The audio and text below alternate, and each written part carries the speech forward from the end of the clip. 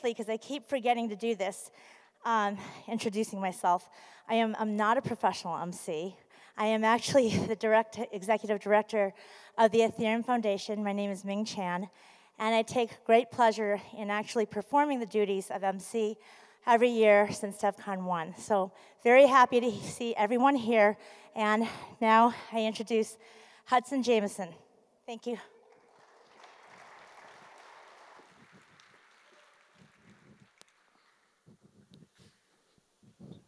Good morning, everybody. All right. Hey, all right. So I'm Hudson Jameson. I work on a startup called Oaken Innovations and also work for the Ethereum Foundation part-time. Quick about me, just for a few seconds. Been involved in blockchain since 2011. Worked for a bank called USAA doing their blockchain stuff for a few years. And then eventually worked for the Ethereum Foundation and Oaken, which is what I currently do today. I have one wife total on the top left, and then I also have 3 cats. Is this for my wife or for my cats? All right, either way, if you like cats, you would love Vivian, Fry, and Lilu. So that's just a little bit about me. So Solidity is a high-level language for the Ethereum protocol. What I mean by that is, usually when you get down to like the low-level parts of programming languages, you have bytecode, you have like assembly and stuff like MIPS, and all this other confusing stuff that people generally don't know how to like write. It's not human readable. So what we've done is the Ethereum Foundation has created Solidity, which is a human readable language for smart contracts. So if you've been coding in Solidity or been involved in the Ethereum community for a while, this talk might be a little bit boring. So I've decided to add a trivia question. The question is, how many high-level languages does Ethereum have? We're counting defunct languages, but we're not counting things like EWASM, so like you can't say Rust and C and other ones that would compile to EWASM. So be thinking about that, and we'll get the answer in a few slides. So Solidity looks like JavaScript, but it has types, and the contracts kind of seem like classes. So it's about 2 years old, maybe a little bit more than that, and it's very easy language to pick up because it has a lot of the qualities that web developers might be familiar with. The code that is written in Solidity is compiled to the Ethereum virtual machine. Once it's deployed to the Ethereum virtual machine, it's a closed environment that runs on every node on the entire Ethereum network. So you can write a smart contract and deploy it, pay the miners to mine the contract, and when you deploy code, it's deployed across every single node in the Ethereum network, which is really, really cool.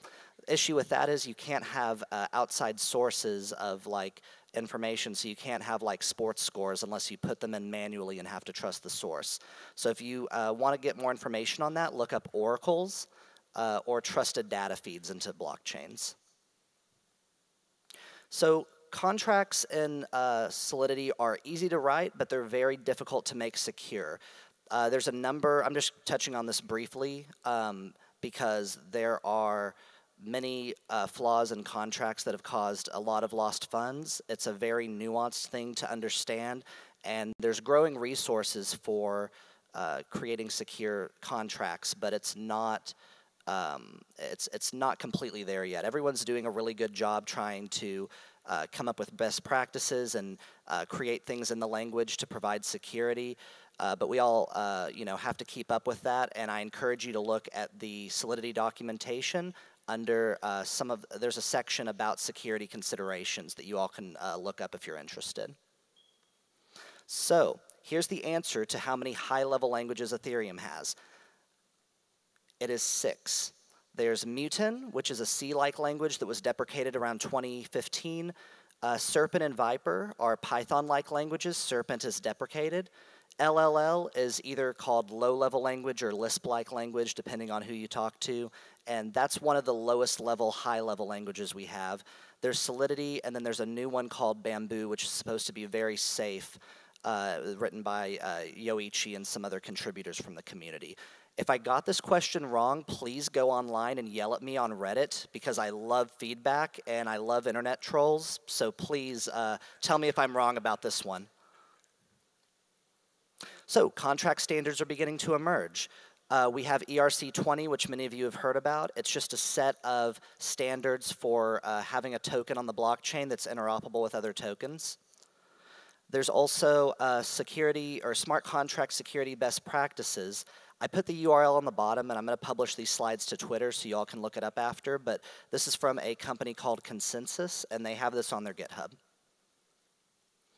So I'm going to walk through a contract from creating it to deploying it to looking in a blockchain explorer about it, just really quick.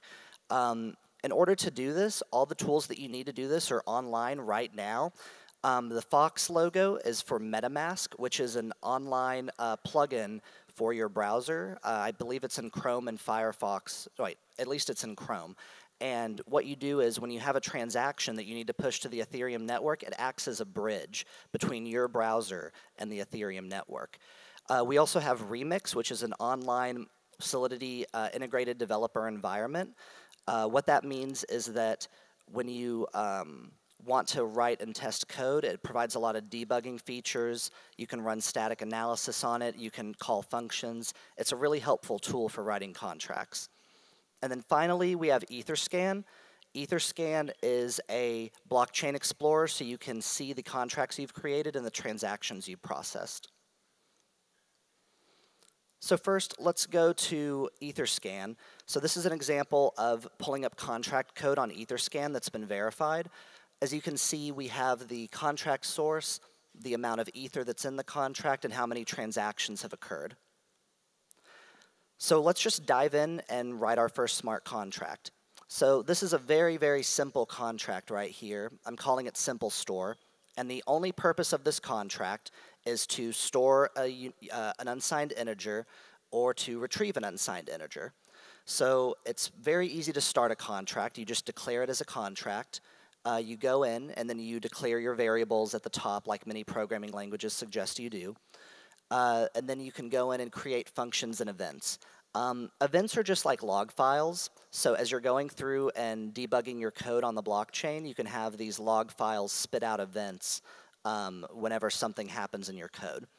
So in our case, we have the set function. We made the set function payable, so we're able to send Ether to it. That's another important security consideration. In the old days, you would have to have a lot of workarounds in order to prevent your contract from keeping Ether and not letting it be able to be sent out.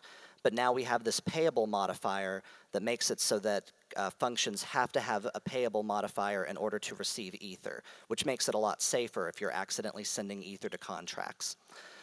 In the set function, I'm calling an event after I've stored the data that says the data that I've stored. And then on the function get, I call something, I add something called constant.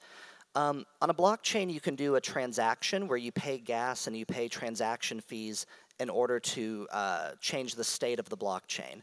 There's also something called a blockchain read or a constant function. There's now newer grammar, I guess, or newer function keywords around that.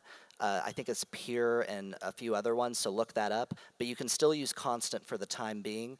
What it does is when you have a constant function, you can do a free blockchain read to retrieve your data, which is very powerful because it's just like reading a database. And I don't want to spend money if I'm just reading a database. So that is the smart contract in a nutshell. What I'm going to do now is I'm going to hit the create button that I had on the other screen. And when I create the contract, a MetaMask confirmation box pops up in your browser. Again, you didn't have to download anything. The only thing you had to install was a Chrome plugin and open up a website. So we're opening up this MetaMask box, and we're hitting submit. We're putting in a gas price that kind of sets up the transaction fee. And now we go to Etherscan to see our transaction being mined. So it shows that the contract's been created, it gives the input data, how much the gas fee was, and a bunch of other neat data for you to see. Now we're going to go and to the contract itself. Before we were just in the transaction that made the contract. Now we're in the contract itself, and Etherscan provides a lot of other really cool tools. So we have transactions where you can see transactions that are happening between the contract and the user, or the contract and other contracts. We see if there's any ether in the contract. We can see who created it, and we can even go and publish the contract code. So say I have this simple store contract, and I want other people to be able to look up my contract and see the code. I can go into Etherscan and publish that code inside of Etherscan in a way where people can read it. So now when I go to contract code, it'll actually show me the code that I wrote, and you can like look up functions much more easily in Etherscan. It's a really, really powerful tool that's widely used for transparency purposes. So going back here, after that transactions mined, we have a log, basically a blockchain log under there. And what it does is it shows you that you transacted with the browser, that you had a transaction mined in block 1946928, and it shows you a bunch of other details, a lot of other interesting things. If you look here, we're going to go ahead and set a variable. So on the right side of the screen from there before, you can call the set function. So we're going to set it to 100. So again, we call MetaMask, send the transaction. And now when you read the smart contract on Etherscan, you can see that instead of having a value of x equals 0, we have a value of x equals 100. So we've successfully stored an unsigned integer into a smart contract. We have many integrations inside of Solidity. Remixd is one that I mentioned. We also have Visual Studio. We have IntelliJ, Vim, Emacs, Sublime. I think that's Atom. Basically, I went in, and if you're using whatever IDE, whatever kind of browser you want, you can go in and you know, plug it into whatever is comfortable for you. And it has a lot of things like syntax highlighting. It has a lot of things like, syntax highlighting. We have tools like SolGraph and Solidity REPL, Selenium, and a disassembler. And then at the bottom, there's Populous, Embark, and Truffle. Those are really cool tools. They're programs you download. They're usually over NPM, so it's like a Node.js program. And you can write tests for your Solidity contracts in things like Mocha. You can also have them automatically compile your contracts and redeploy them on the blockchain. There's just so many cool tools in there. Ethereum package management was a collaborative effort by a number of Ethereum software developers that involved having an NPM-like interface for the Ethereum contracts that are very widely used, such as ERC20. We also have SolGraph. So contracts talking to other contracts are very, very hard to visualize. So SolGraph takes your contract code and your functions, and it tells you all of the inputs and outputs and potential things that can happen within your contract. Selenium is a tool to use. I think it's a linter for Solidity. I don't use it myself, but it's very, very popular on the whole Sublime package manager.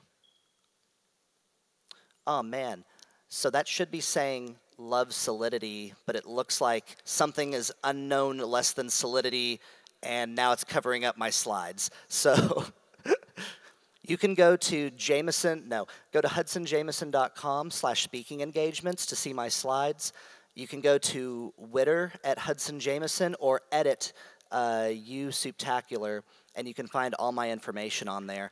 I have a couple of minutes, so if anyone wants to yell a question, I'll repeat it back through the microphone, and feel free to ask any questions. Who has one? Raise your hand. Yep.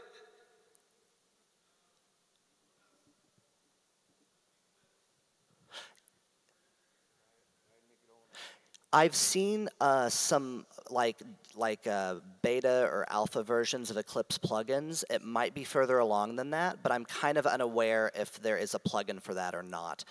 Just because it's not on this slide doesn't mean there's not a plugin for your IDE. These are just the ones that I've been able to very quickly find. So it's definitely worth looking up. Good question. And the question was, if I didn't repeat it already, is there something in the Eclipse IDE that works with Solidity? Next question. Yep. What do I think is the biggest problem with Solidity? The biggest problem is that it is a young language, and the problem with young languages in general across the board is that they don't have a lot of features that programmers are used to, so that causes a lot of frustration. There's a lot of basic primitives and a lot of things that make it easy to start out, but otherwise there's not a lot of advanced tools. Also, the safety of Solidity has been brought into question, and a lot of people are like, Solidity's super unsafe, look at all this money that's been lost. But I mean, this is all a big experiment, guys. Like, this is a super new language, and if anyone's complaining about Solidity being insecure, they should come up with a way to make it more secure and start, getting involved in these discussions and these tools. So that's kind of the approach I take with that. We have time for one more question. Yep. What upcoming feature am I most excited about? So if anyone saw the presentation on Zocrates yesterday, there are pretty new features to get cryptographic primitives inside of the EVM and therefore Solidity to do ZK snarks, which are called zero-knowledge proofs. Zero-knowledge proofs enable semi-private and private blockchain transactions, and I think it's a really, really powerful thing for the Ethereum ecosystem. I'm Hudson Jameson. Thank you all so much for listening to me. Feel free to visit those websites, and I'm going to have Christian come up after this. Thank you, Hudson. Before I introduce the next speaker, I just wanted to say that today in the breakout hall, there is a zero-knowledge proof ZK Snarks breakout session, and it starts at 10:40 and ends at 3:20. So you'll be able to learn more in the breakout hall later today. I'd like to now introduce Dr. Christian Reitwiesner, and he will be speaking on flexibility in Solidity.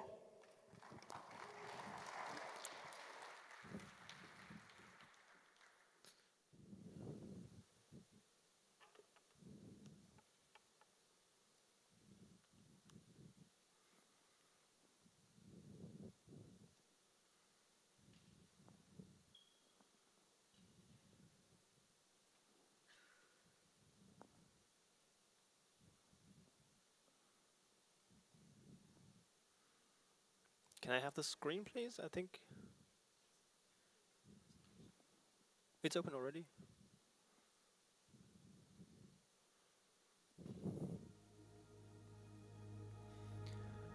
Okay, thanks.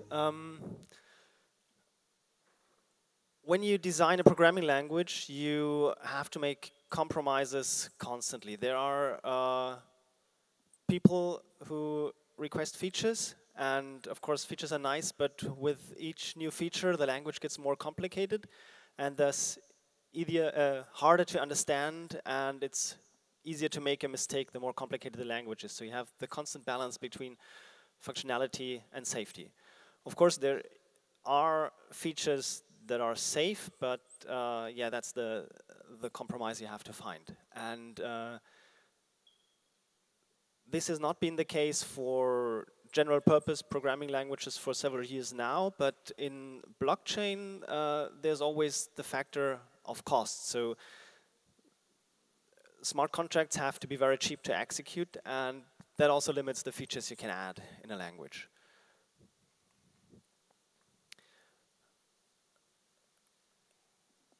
Back in the days when Solidity was started, the initial goal was to create a usable high-level language as fast as possible, and I think we succeeded in that.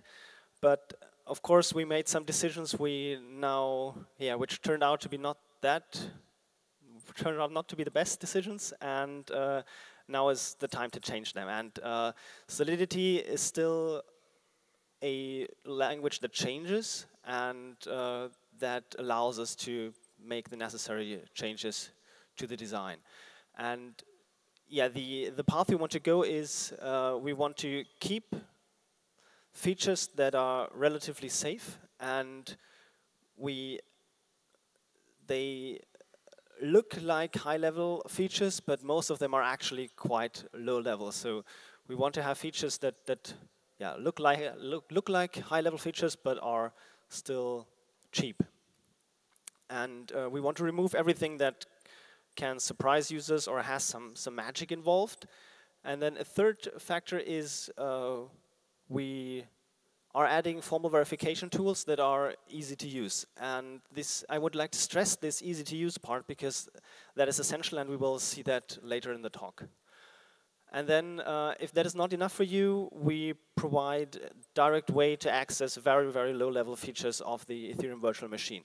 And the important point is here that we remove everything that is kind of intermediate level. So for example, address.call will be removed in the future because it has some magic, some unexpected things involved that we would like to avoid. So if you want to do such low-level things, you have to go all the way down to the Ethereum virtual machine.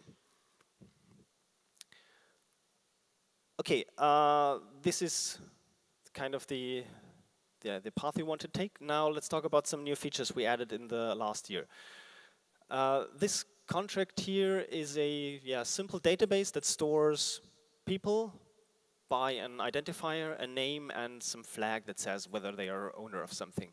And you have a function there which allows you to add one person to the database. It already looks quite repetitive, but it gets even more complicated if you want to add a function that can append a list of people into that database.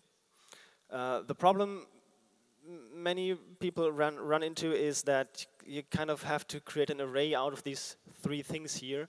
And what you usually do is that you add 3 parameters which are each an array. And this of course creates the problem that you have to check that all of them have the same length because you have an ID that corresponds to a name and this flag. This looks really, really ugly. But fortunately, now what you can do now is, what you can do now is this, and we added structs as a central feature to the ABI, which allows you to actually just directly pass this struct from JavaScript into the contract and remove all these weird repetitions. And of course, you can also return an array of structs. So this is not yet available, but yeah, thanks. So we hope to get that fully functional by the end of the year. And the way what this was possible was through a change in the compiler itself. So we could have done that the old way, but we decided to do a full rewrite of the ABI encoder and decoder. And this is a snippet of the Solidity code generator and how it looked before this change. Yeah, this is also really, really ugly. The EVM is a stack machine, and because of that, you have these pop and dup operations. And in the code generator, you constantly have to keep track which variable is where on the stack, and because of that, we have these comments. And it's really, really complicated to understand what this code does, and also complicated to write new code.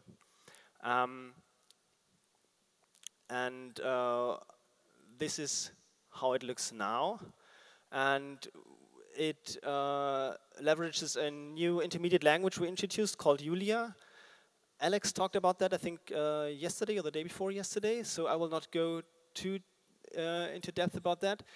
But you see, this is really, really readable.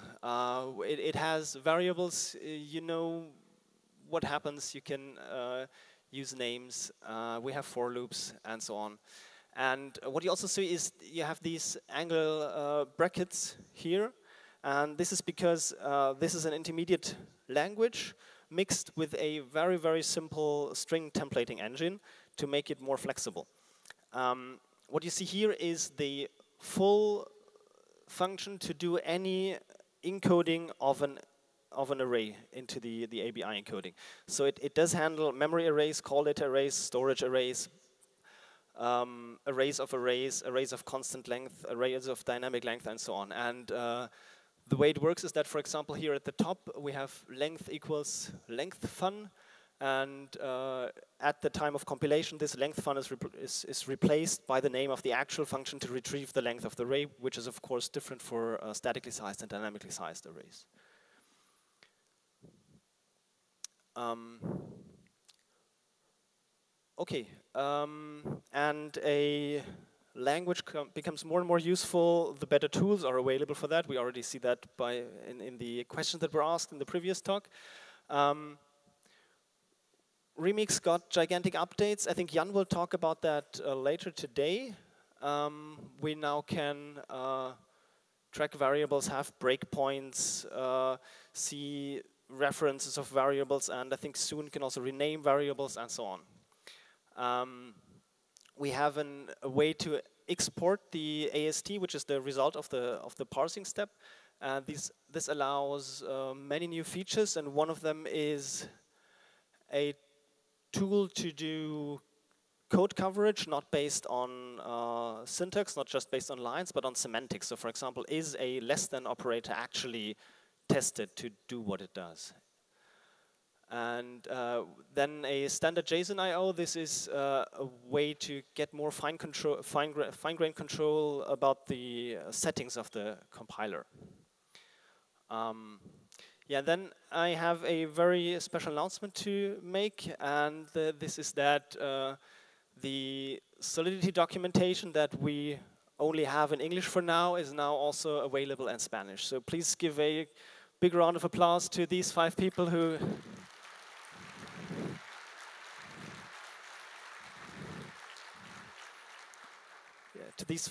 did that in their free time, just as voluntary contributors.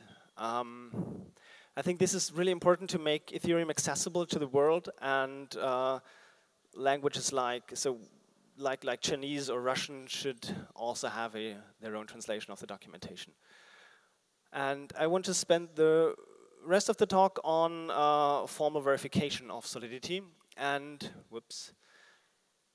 I think I showed this slide to you last year in Shanghai. This is a smart contract, and it has comments which allow a formal proof the sum of the balances in this token contract never changes.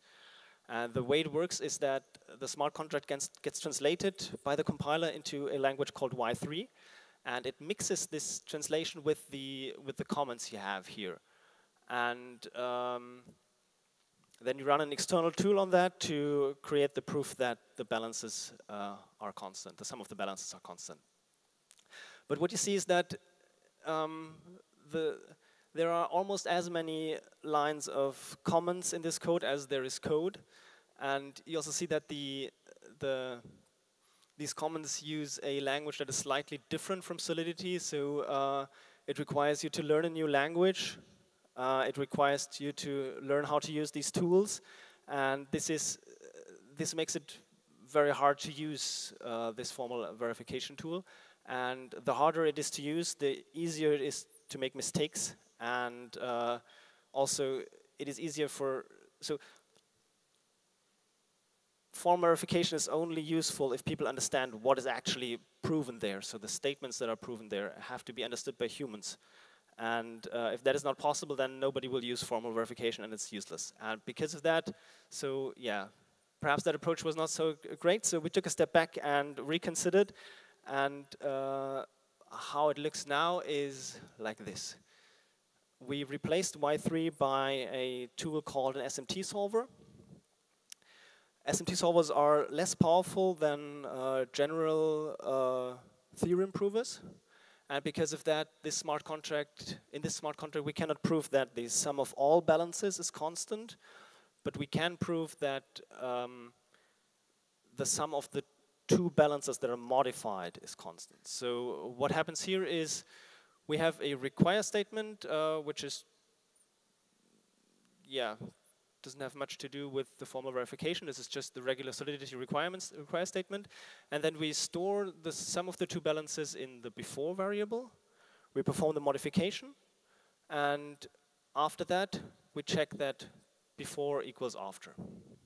And this is a regular Solidity assert. So if the sum of the balances is not the same, then this will throw an exception at runtime. But using the SMT solver, you also get a proof at compile time that this assertion will never be triggered. Okay, more specifically, what happens is that so you can use this tool with require statements to have expressions that you assume to be correct, and then the tool proves that there is no assertion that fails.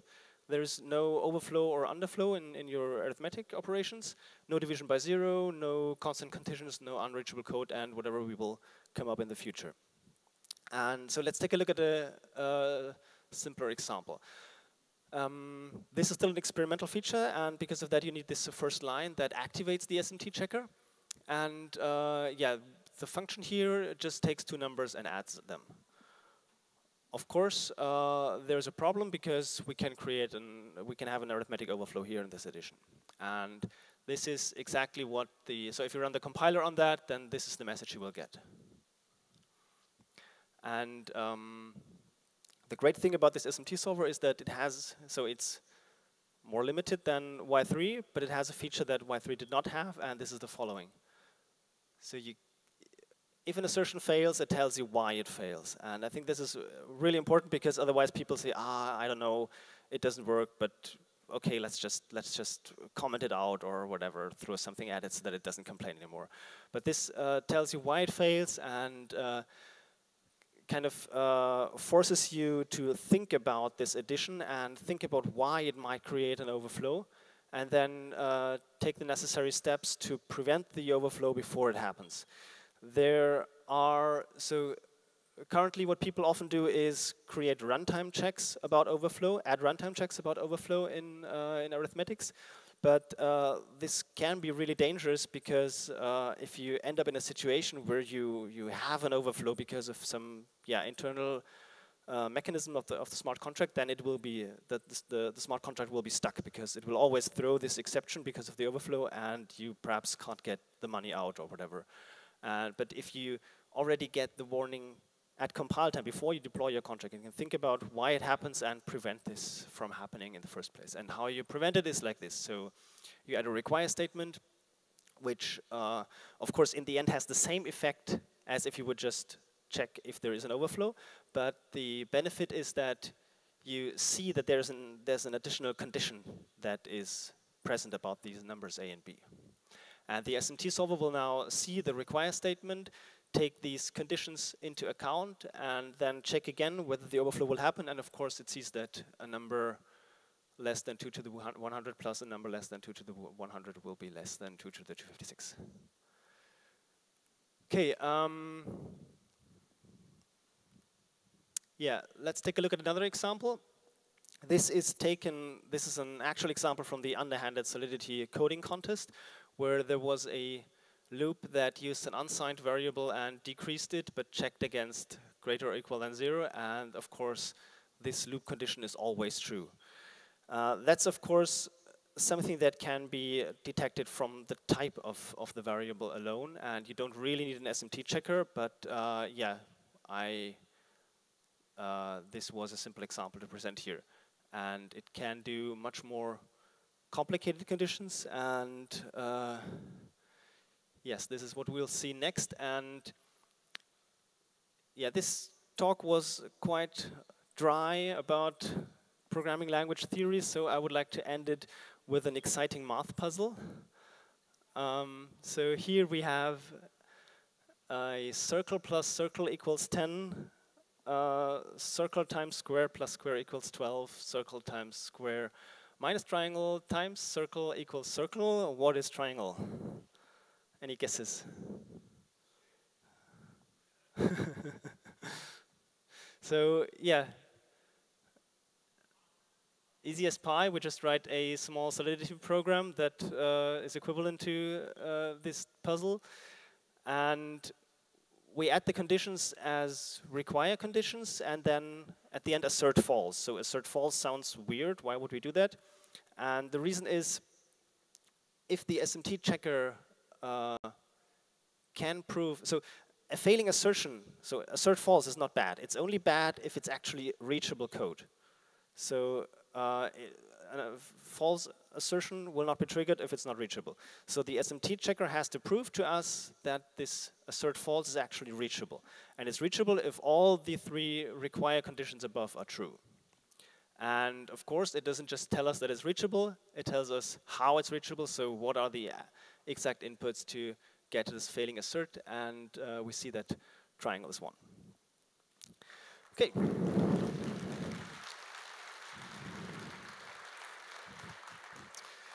Okay, this kind of shows the power of the SMT solver. We don't really know yet, so it's still experimental and not fully finished yet. We don't know how it will behave on very complicated contracts, but yeah, we're optimistic, and let's see how it goes. Thank you for your attention.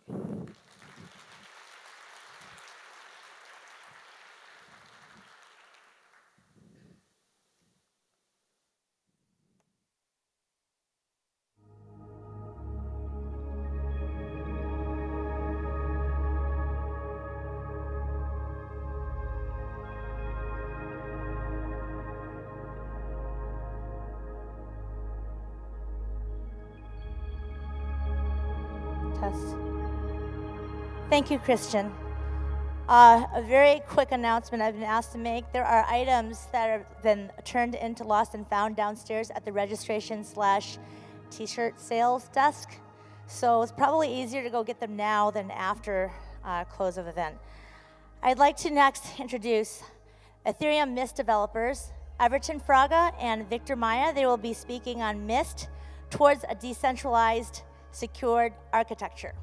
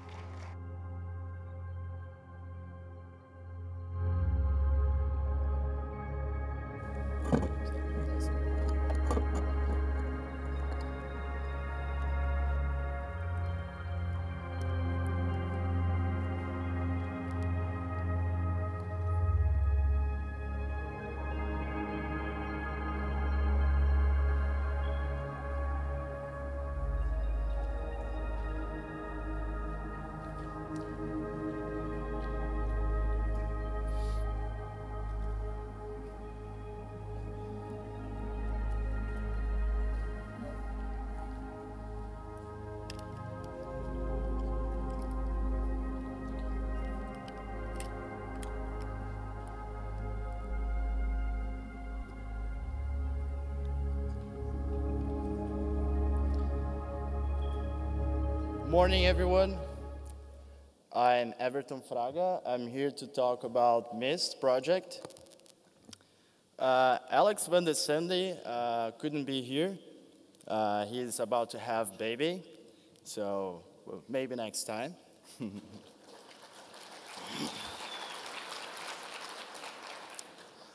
Well, we're here to talk about Mist project. First of all, let me go back here. Okay, why Mist? What's the vision of the project?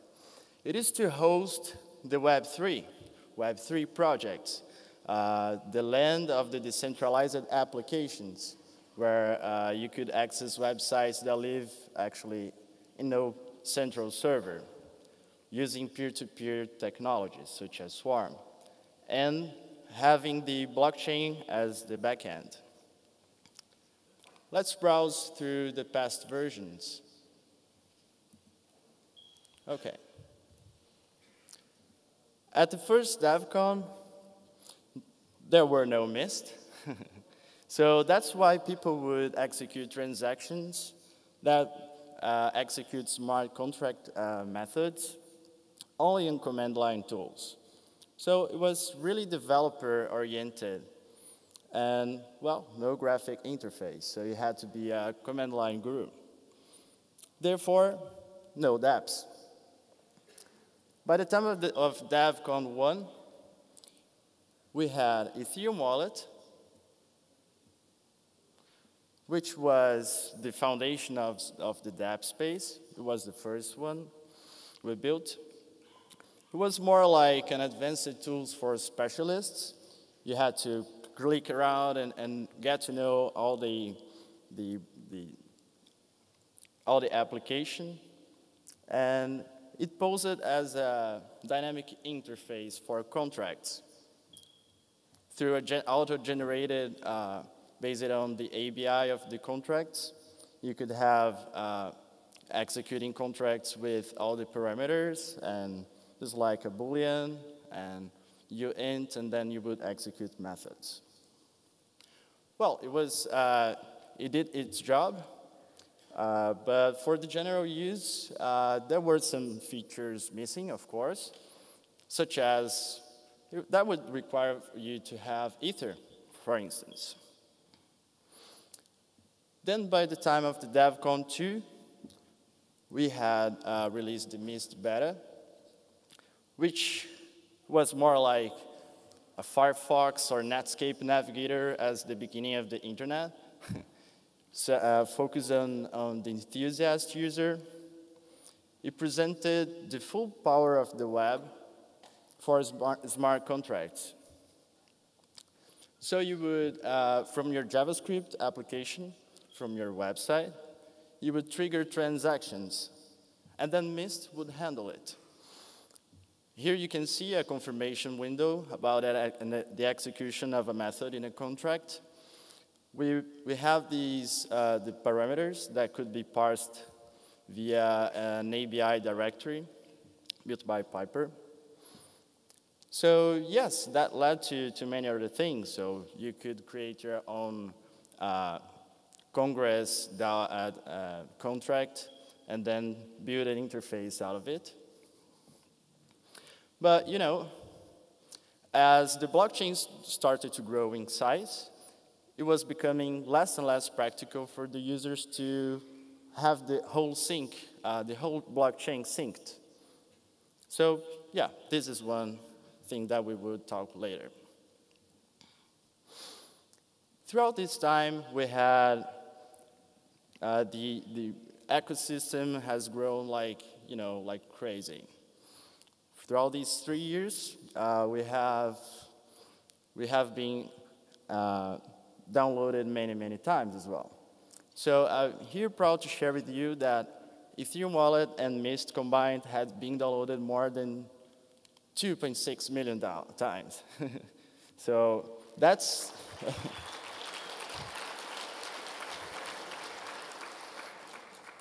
so that shows a bit of the size of the trouble we have, actually, because we're the most user forefront of Ethereum projects, and then we have to deal with all those sort of problems that came as well.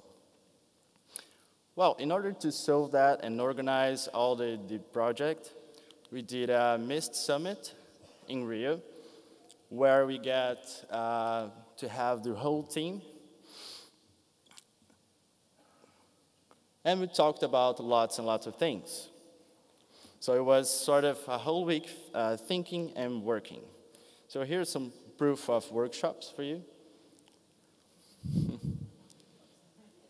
Notice that all those different clothing, so it was really a whole week.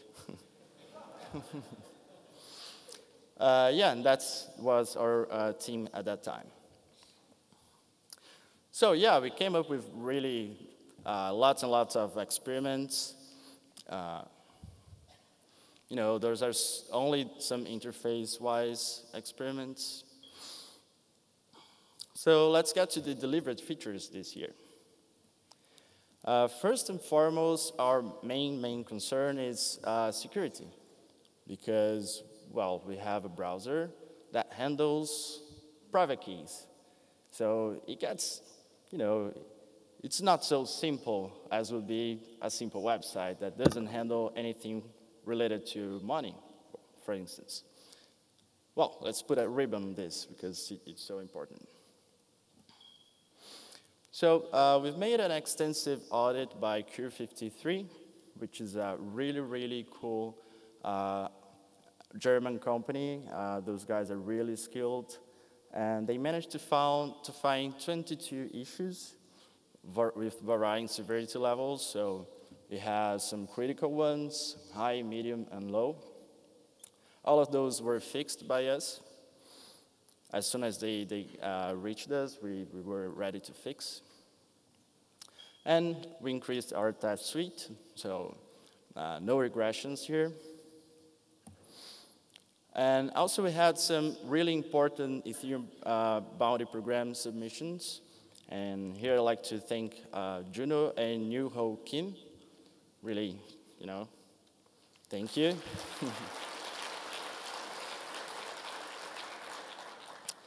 And we had also some other exciting features, such as the Swarm integration in beta version. So a user now is allowed to click on File, upload to Swarm, then choose a file, upload it to this Swarm instance that's running locally in his machine. Then the file is in the Swarm space. The Swarm will compute the hash out of it and communicate with other Swarm instances, copying the files over them. Well, that's actually the seed of the Web3, right? You could upload a website, then access like this, pasting the same hash in your browser. But, well, here's one thing. Swarm comes with ENS integration, so you could have this. That's one of my favorite features. And speaking of ENS integration, we also did some of them in the wallet. So, well, of course, you're able to transfer Ether to a certain address, Ethereum Foundation.eth, for instance, or add a custom token. Just putting the symbol of the token, then it will search on a previously made list and get all the details. Then, after these 3 years, as I told you, the sync was sort of a problem for the users. We got many, many people saying, my balance is still 0. I'm seeking here for hours, and I can't still see my stuff. So we have now integrated Mist with the Light client, still in beta version, but we are aiming to reduce the syncing times by an order of magnitude, and is still using the version 1 of the protocol. The version 2 is about to come, maybe right after DevCon, so keep posted on Go Ethereum team and Mist. We have also built-in Remixd IDE, so we've seen Hudson Jameson, we'll see Ian's talk right after mine, actually. And now we have the possibility for a developer to write code, run on the mainnet or on the test nets, and that's quite powerful. The developer is also able to debug transactions to see exactly what steps that transaction made and what were the states of the variables. So we also did a really easy way for the developer user, which is Solo Network. You will make use of the Go Ethereum dev flag, so you can have your own private Go Ethereum blockchain. So this is not actually a it's the real deal. You run an empty blockchain from scratch in your machine, and you can manage mining from the interface. So that is Mist aiming for a larger adoption of developers. We also had, by the end of the last year, Windows installers, so people got happier. And now some planning features. Account management is one of those really, really important ones, which would leverage the power of a standalone transaction signer, enabling remote node management, and easy to switch between nodes. Here's the deal.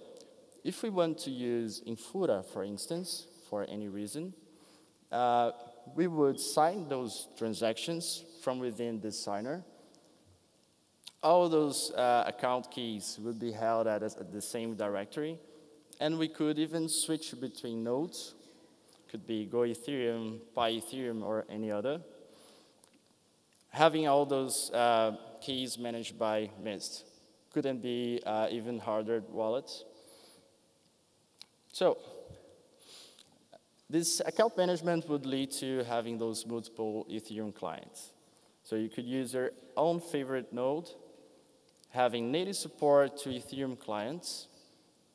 It's actually a JSON manifest, which we already did. So it only has Geth for now. All those accounts will be managed by Mist. So if you switch nodes, you would still see all the same accounts.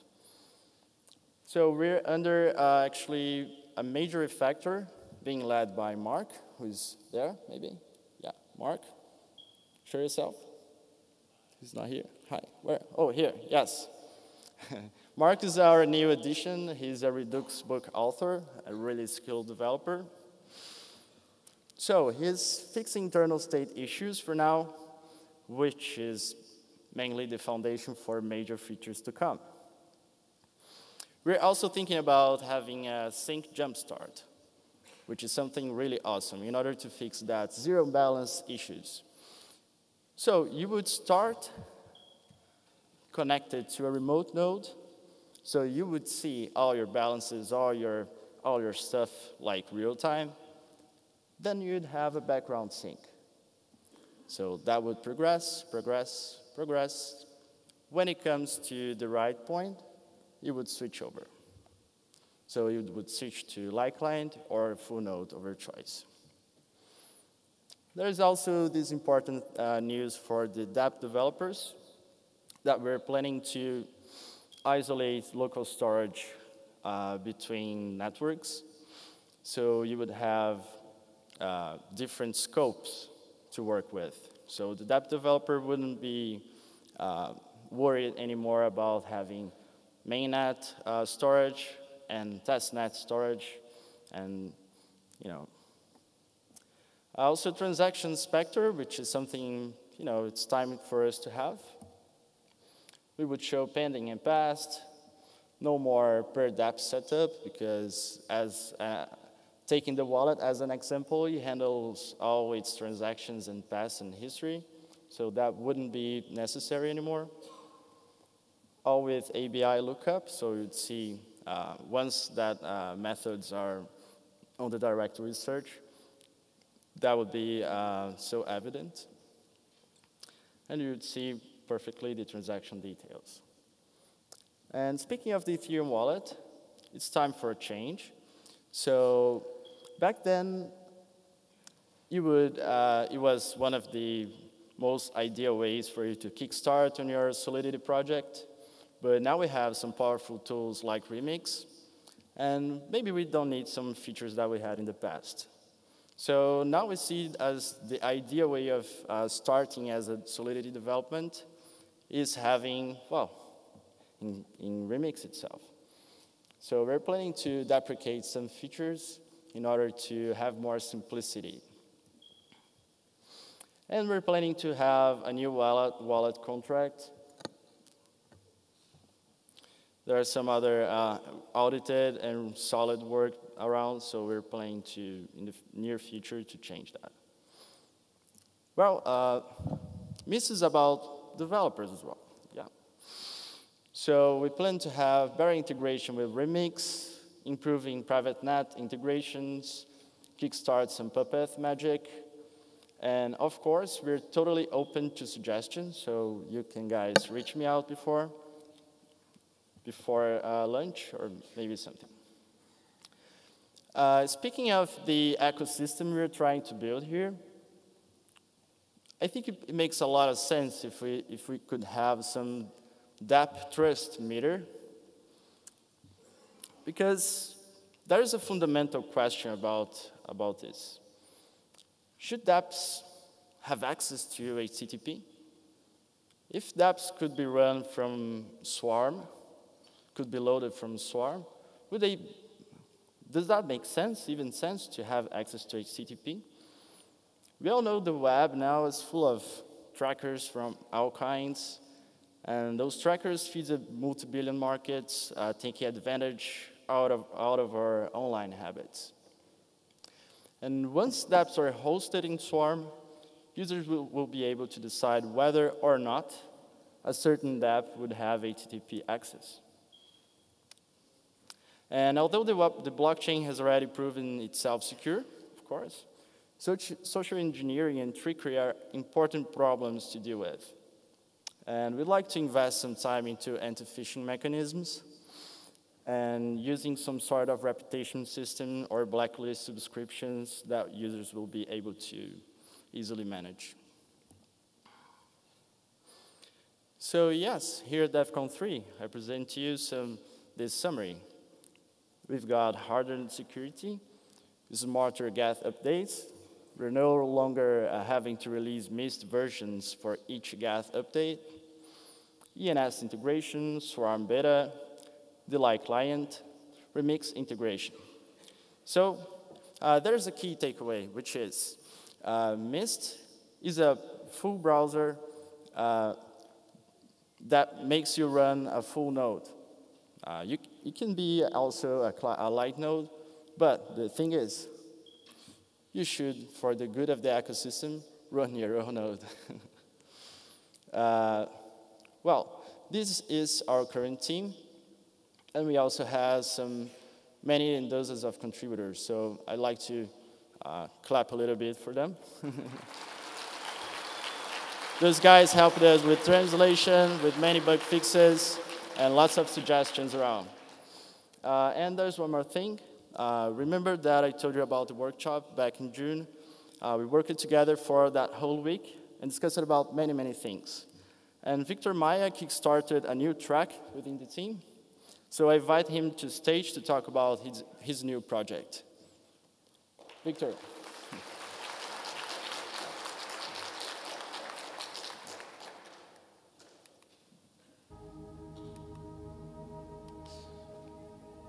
Oh my God.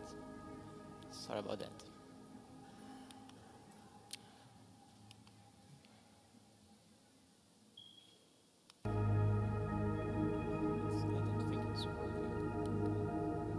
Okay. So hello everyone. Now we are gonna show you something new. So are you ready? I think everyone here dreams about a decentralized web, a world of abundance where there are no companies, where nobody owns anything. There are just public dApps and DAOs that are easily forkable, resilient, and free. Can you imagine that world? Well, of course you can, Ethereum is that thing, but for back-end services. So what about the front end? What about user interface? Well, it has been 2 years since our launch, and yet most dApps are still just centralized companies with tokens. They are hosted on central computer. They use centralized APIs. So where is the decentralized web? Why it's not happening? Let's talk about Mist. This is our code. As you know, it's not in a great state right now. Mist is a little bit slow, it has some bugs. Of course, we're working to improve it, and we believe you can make it much, much better now with Mark on your team. But even if Mist itself was perfect, even if that thing was flawless, will that be enough? Well, what about those? Browsers like Mist depend on a huge web stack. There are millions of lines of code that we do not control. And we already had 2 major vulnerabilities because of those things. So the point is, how can we prove those things to be secure? Well, we can't. And that's a serious problem for a browser that deals with real money, don't you think? So, and even if that was not the case, if those things were perfect, what about those things above? Well, let's talk about JavaScript. Okay, sorry, I think I have some problem with this controller. So, would you use that code on your dApp? No, really, think about it. Is it safe to use that thing on your dApp? Well, of course it is. It's just a pure function. It's as simple as it gets. There's nothing potentially unsafe about it. So what about this one? Would you use that thing on your dApp? Well, of course you would not. I hope you will not. I mean, you don't know what Square.js does. It could do anything. For example, this is a valid implementation. It's correct. But there is something extra there.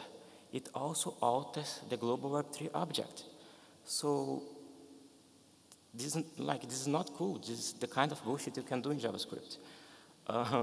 So, by the way, this is not only about private keys. Hacking the global scope of a dApp can cause it to, for example, show misleading info, track user actions, mine cryptocurrencies on your computer. So here's a lesson. You should never import JS code you did not read. It's not safe. But, oh my God. I think, let me just try something. Okay, I'll just use the arrows. But we know that devs read all their imports.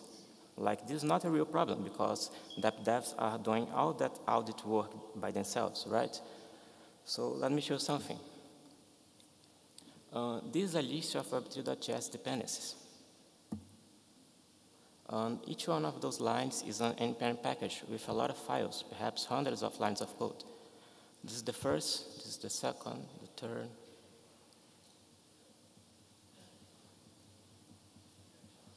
All those are Web3.js dependencies.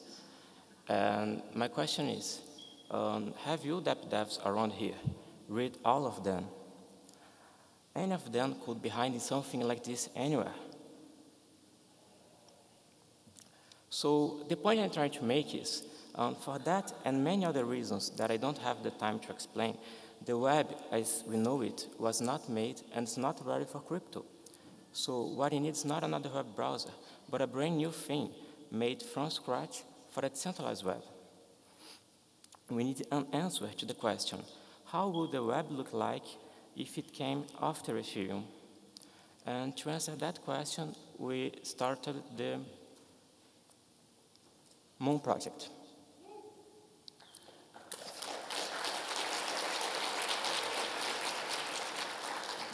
Thank you so much. So this is not another web browser, but an actual decentralized app engine that is lightweight and performant. Uses a scripting language with safe modularity, so people can share code without needing to audit everything. And that language is kind of like JavaScript, but without the bad things.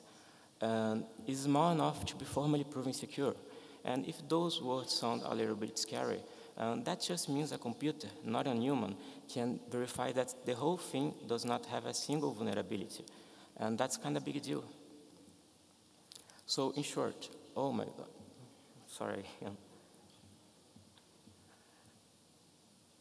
So in short, this is what you have, and this is what you're building.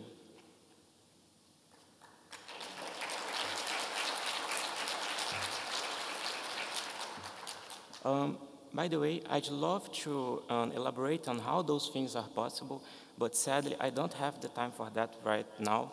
So sorry, that will be for another day. And finally, some of you may be thinking, but I like the web. The web has so many things. Are you just like throwing the whole web away? Of course not. I'm not that insane. Everything is web compatible. And Moon dApps also work inside a browser.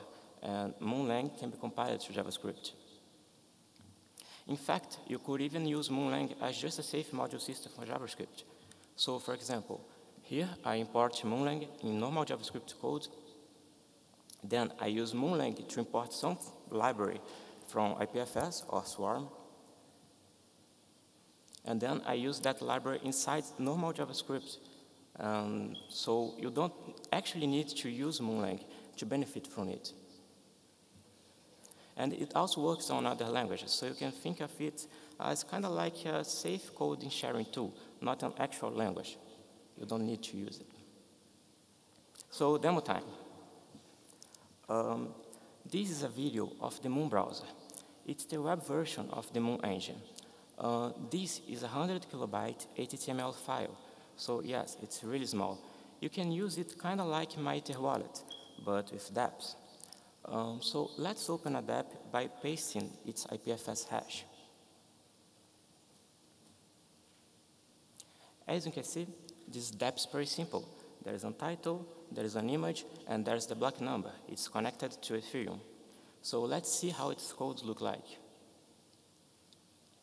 One of the cool things about Moon is that you can always recover readable code from its bytecode. So it's not actually plain text as we do on the web. We recover readable code from the bytecode. Above there, we have imports with our just IPFS hashes. And that's good because with that you can make sure that those imports will never change. There we have the main component with some things like its name, its local state, and a title. There is a fetch function. It gets data from Ethereum. Since Moon is a pure language, we need to use something called monads to do that. But you don't need to worry about that because that's very hidden. And finally, we have the render function. It's kind of like React. So I guess some of you may be familiar with that already. So let's change some things. Here we replace Moon by Devcon on the body. We also do that on the title. And now I want you to pay attention to the hash bar, to the title above there. As you can see, not only the title, but the hash itself has changed. That means the new dApp is already published on IPFS. Or, in other words, we just hard forked that dApp. That's kind of cool, don't you think? Of course, this is a very simple dApp, so let's open something more useful.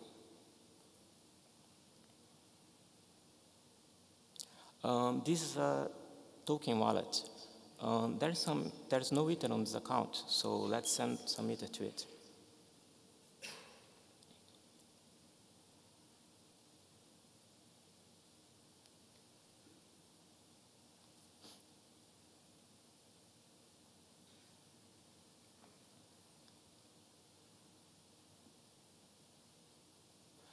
As you can see, the confirmation window is still a little bit ugly, but the transaction was signed and sent. So let's select the previous account and see the code. Oh. Okay, so one of the cool things about Moon is that it has a component-based architecture. So you can get inside any component that is inside any dApp. So for example, here we access a subcomponent of the wallet dApp. And we can also go all the way down to the most basic functions. See how everything's hash addressed. So one of the cool things about Moon 2 is that, for example, if an application uses that same function or an equivalent function, it will download the same thing. So there's a lot of sharing and very good usage of IPFS resource. So okay, let's go back to the wallet.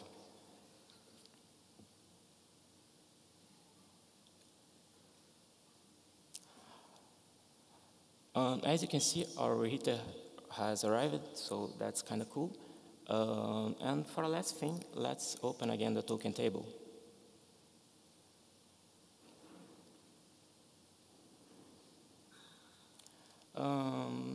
Now there's a question.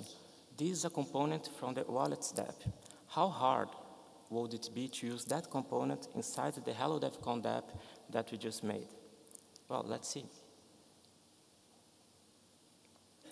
So we copy that hash.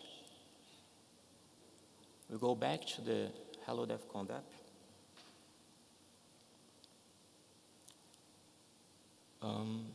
We import it by using that hash.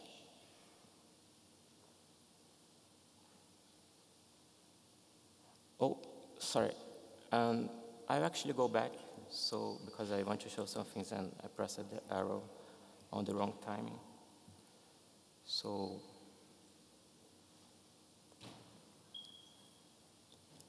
again, here I import the token table. I replace the shield component by the token table that I just imported.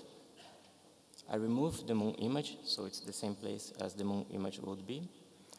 And We click above there, it's forked, and as you can see, that component is now working inside the Hello Devcon app. And doing that kind of thing is always safe. So you can always take a component from some other dApp and put it in your dApp. And because Moon is pure and made to be secure, you can always do that without worrying at all. So in short, a dApp engine that can be formally proven secure, a scripting language where sharing code is always safe, and a truly forkable web. That's the Moon project. And if you want to try it, we have a live demo at that URL. Thank you.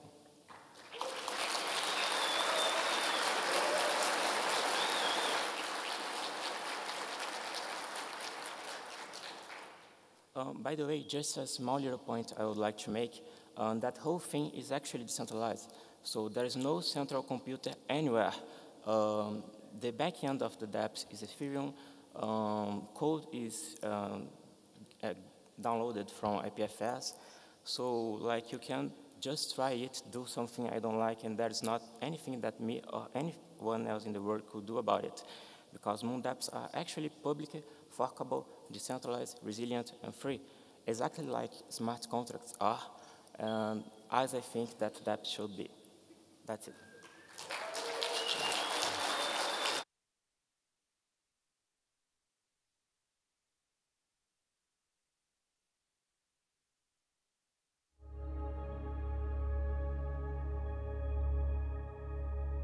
Hello, good morning. Next up we have Jan and Rob, and they'll be presenting dApp developments using Remixd, Mist, and Geth.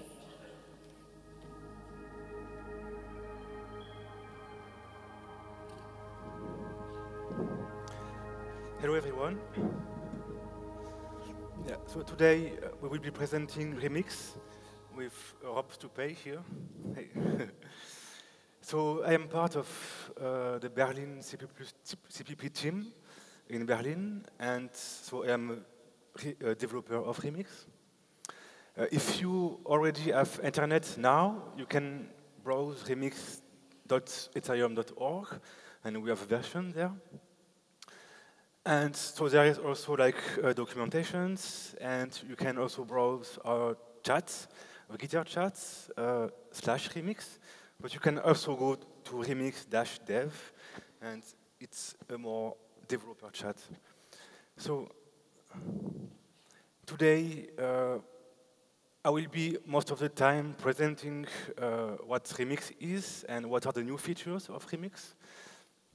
We will go over like what happened last year after Shanghai. We will go over all the new features that we have, and we have one kind of important features, which is actually a tool. It's Remixd.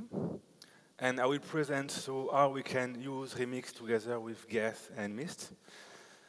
Then we can take a look to the link that we have between us, the CPP team, Remixd, and the community.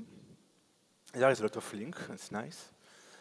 Then Rob here will talk a bit about a new UI changes in Remixd that will be deployed soon. And then we'll go over the usual what's next. So if I want to resume a bit what Remixd is, I would say that's just a Solidity editor first, that contain basic syntax highlighting, that contain auto-completion. So you have basic IGE features, like. So you can just write smart contracts in Solidity. It contains a runtime environment, which is completely integrated in the browser, which means that when you will create transaction, when you will send transaction, everything will be run inside the browser. But you can also, if you like, use Remixd with any external node. Like you can plug Remixd with Geth, or you can plug Remixd with Parity or the C++ client.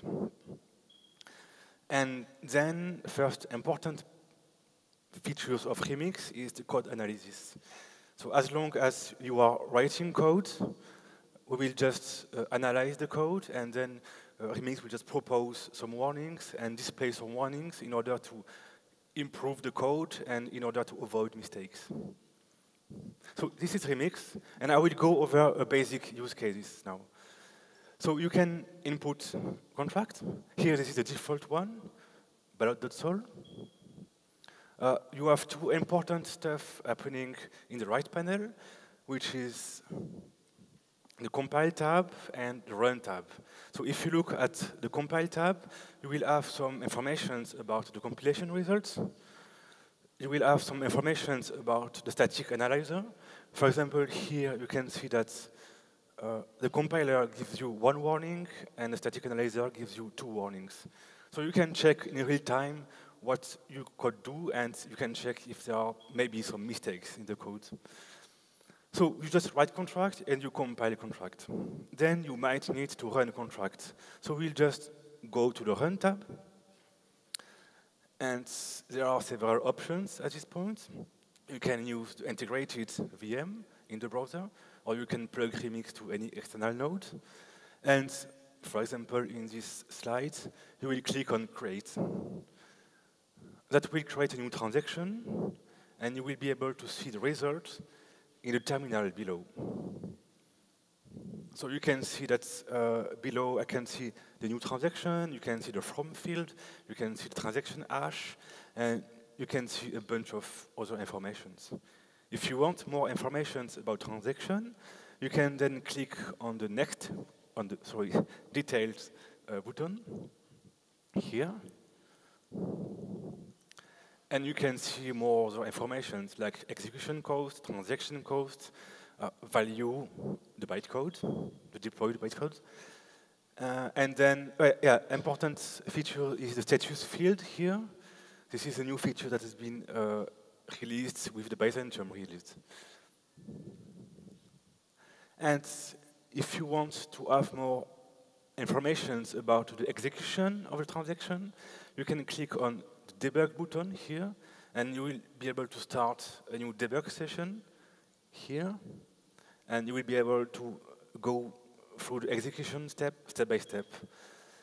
And yeah, so this is a really basic use cases of Remixd. You write contract, you verify contracts with the analyzer, and then you can debug the contract. You execute and you debug the contract. Yeah, so I will go a bit outside of technical stuff now. We have this year 3 new contributors in Remixd, which is very nice. We have a lot of new users. You can join the channel. And we have a new interface. Well, the interface is not completely new, but then now we have a style guide, thanks to Nina, that allows to have a more cleaner design. And we are really proud of it now. So yeah, and you can just ask them questions. There are Nina Bresnik, Sarah Paff, and Rob here. They love to answer questions. Okay, so I will go over some features that have been deployed in Remixd lately. The interesting one is the static analysis.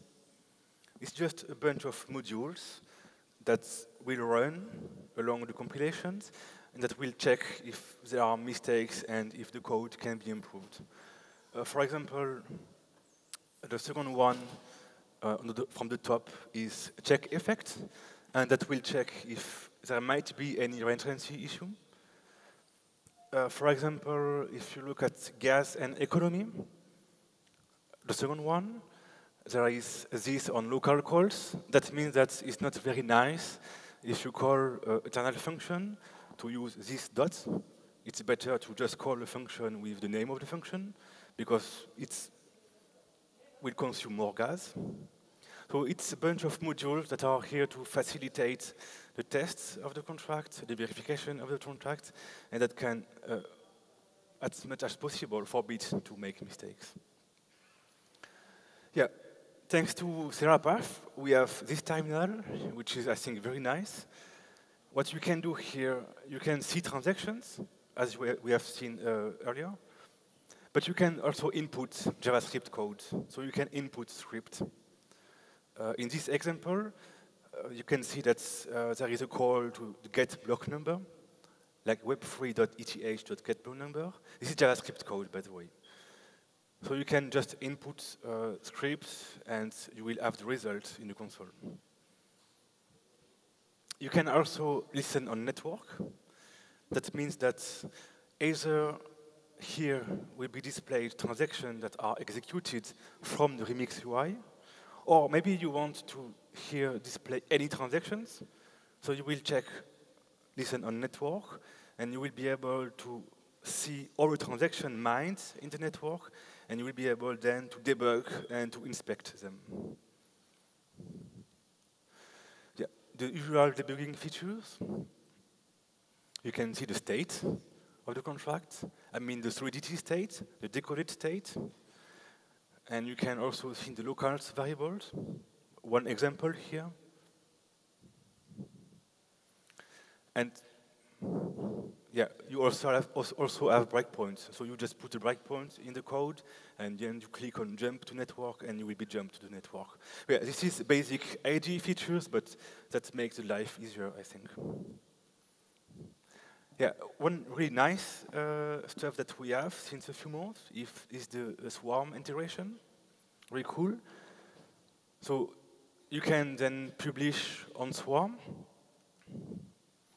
So you see that on the upper right of the image here, you can see the details of the contract.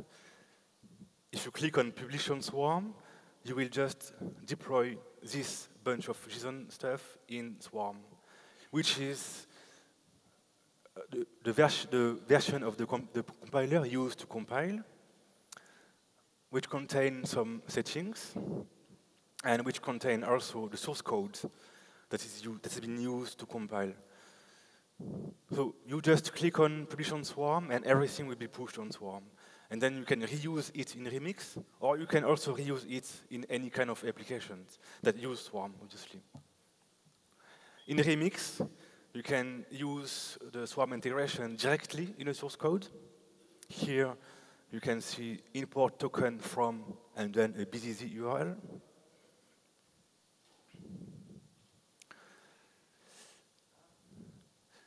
Yeah, so I think this is really important feature because that leads us very more decentralized way to develop dApps. And yeah, that's most of the one very nice feature that we have since a few months. So now we'll go back to what Remixd is. Remixd is a web app.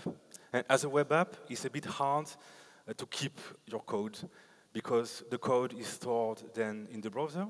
And if you lose the storage, if you clear the browser, then you will lose everything. So it's very bad. One solution will be to use files that are in your local system, but using the API of Chrome or so on, but it's a bit complicated maybe, and maybe we don't want to do that. So one solution will be to use Remixd. What Remixd do, basically, it will share a folder between Remixd and your local computer. So you will say to Remixd, okay, I have this folder, please let me access this folder from Remixd IDE. This is the basic use case of Remixd. The other use case is just why I'm here now today. This is the integration between Remixd, Mist, and Geth. Now I will just say to Remixd, please start Geth, start Mist, then use this folder to store the chain data, maybe load a front end somewhere, and that will just create a new development environment inside the computer that you can use. So what I will do, I will start Remixd that will spawn a new blockchain, or you can use an existing one. You will share a folder between your local computer and Remixd IDE. You will maybe, if you want, save a folder in your computer so you can browse dApps. And you will start Geth or Mist. Or if you don't want to start Mist, you start Geth, and you can then use your normal browser together with MetaMask, for example. Now, I will just give here a small test case. I am here, I will listen on network. I am in Mist, but I am browsing Remixd inside Mist. I will check listen on network. At this point, all the transactions will be displayed in Remixd. Then I go back to the front end, and I will just play a bit with the front end here. I will input some value, and I will click on give here. That will just create a new transaction. Until then, it's fine. I will validate the transaction. I will wait a bit. And Remixd, by the way, will automatically mine stuff. So I don't have to start to mine. Everything will be mined automatically. So that will be mine. I will go to Remixd. Remix. Then at this point, I can see transactions happening here in the terminal of Remixd, and I can inspect the transaction. I can see the execution cost. I can see some other information about transactions, and I can also debug it. Yeah. So this is one specific use cases that you may want to have. I mean that you have your contract. You feel that your contract is okay, but then you want to test your contract and you want to use your contract in your front end.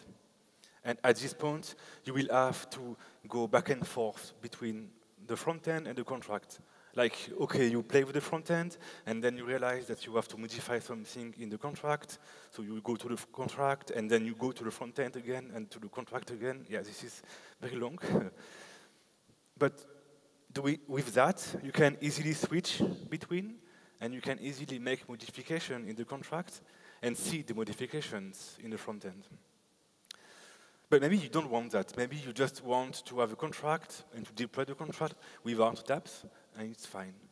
So this resolve very specific use cases. Remixd and the community. So you can browse Remixd now.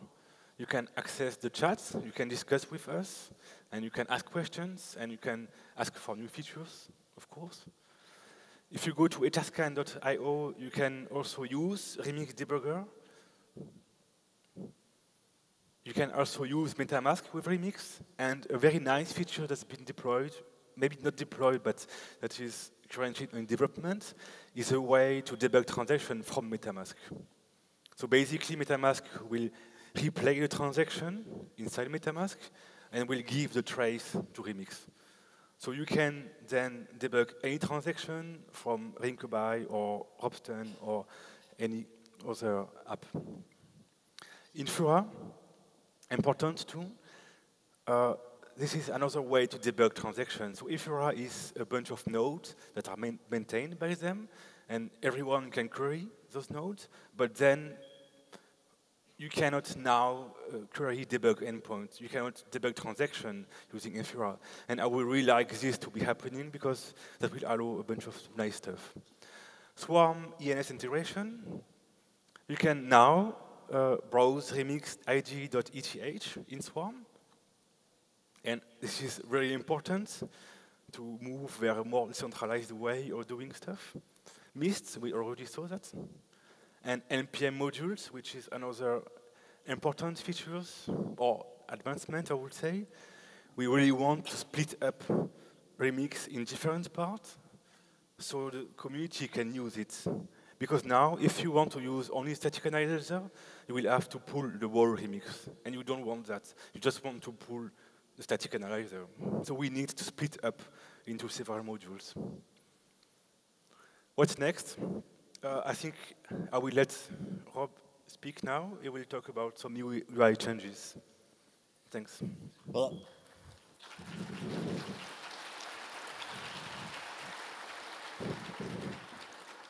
all that technology is kind of cool, but what we're going to talk about now is aesthetics. And themes are coming to Remixd.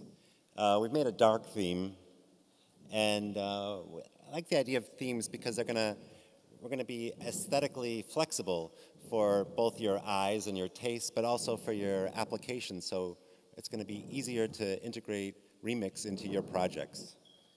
That's the next button. So we've made a The dark theme is using the Metropolis color palette. And that's the compile tab. And here's the run tab. And in this Metropolis Edition remix, we're going to highlight Metropolis changes as they get reflected into the Remixd tool, and also Solidity changes and the UI changes as they get reflected in the tool. So you'll be able to navigate Remix better with these new updates. And also, because this is a great platform for learning Solidity, we're going to be having a lot of tutorials and instruction for beginners. So you can start learning Solidity with this tool because it's a test. It has a test environment, and you're not going to lose all your ether. That's it. Yeah. Thanks very much. See you soon.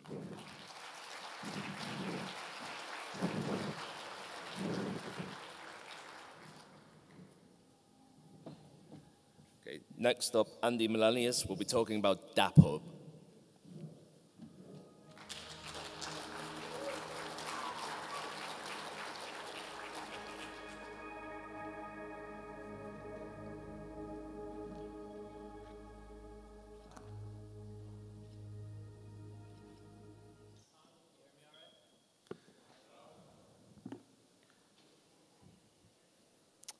Guess I'm too early. Oh, there we go. So I'm going to be talking about DapHub. What is DapHub? DapHub is a self-organizing network of logicians, researchers, designers, and developers who have come together to think rigorously about dApps from first principles. You could say that we are trying to solve the root problems that need to be solved before any interesting dApps can be created. We are very inspired by the Unix design philosophy. To sum it up simply, the Unix design philosophy encourages developers to write programs that do one thing and do it well, and to write programs that work together. This philosophy underpins all of the Unix operating system, and it essentially is a philosophy of modularity, creating small components, laser focusing on them until they are right, and then assembling them together and composing them into higher order systems. These are not new ideas. What I'm talking about right now is a proven approach to design. And particularly, it is something that we think, it is a design philosophy that we think is underappreciated in the world of blockchains, both on and off chain. We are also inspired by the free software movement. We think that the free software movement is the most important cultural predecessor to the modern day renaissance in decentralized technology. And because of this, when we look out in the world and we see interesting dApps that unfortunately have useless tokens that have been added, we consider it a call to action. We don't like useless tokens, and we like free dApps. And at DapHub, we are committed to freeing dApps from useless tokens. Yeah. I knew that'd be popular. Today, when people talk to the proprietors of these useless tokens, they say, aren't you worried somebody's going to fork your project and remove the useless token? It is my hope that in the future, they will ask, aren't you worried that DapHub is going to fork your project and remove the useless token? This is a moral issue. It's something that we feel strongly about. So you mark my words. We are here on this earth to do this. We are here to free the dApps. We believe in free software. In line with the goals of the free software movement, we have created an ergonomic Ethereum toolchain. to empower hackers everywhere. We originally created it for our own purposes, particularly during the development of MakerDAO, a stablecoin project that I'm going to be talking about tomorrow, which you should tune into. But we share these tools using the Nix package manager. Now, unfortunately, yeah, give it up for the Nix package manager. For those of you who don't know, unfortunately, I don't have any time to talk about it, but I will tease it with this. Society is just beginning to feel the effects of immutable hash-based data structures. From Git to blockchains to IPFS, it is clear that this method of organizing data is having profound effects on the way that we think about computers and applications.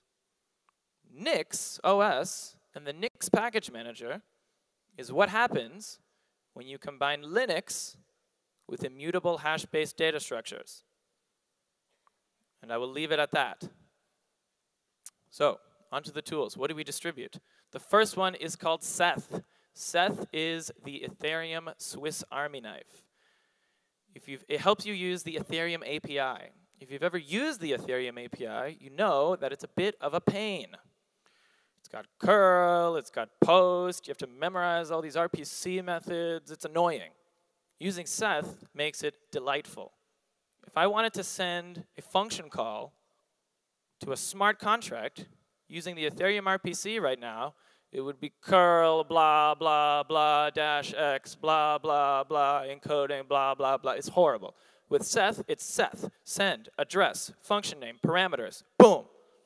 You're off to the races. It's that simple. It reads like prose.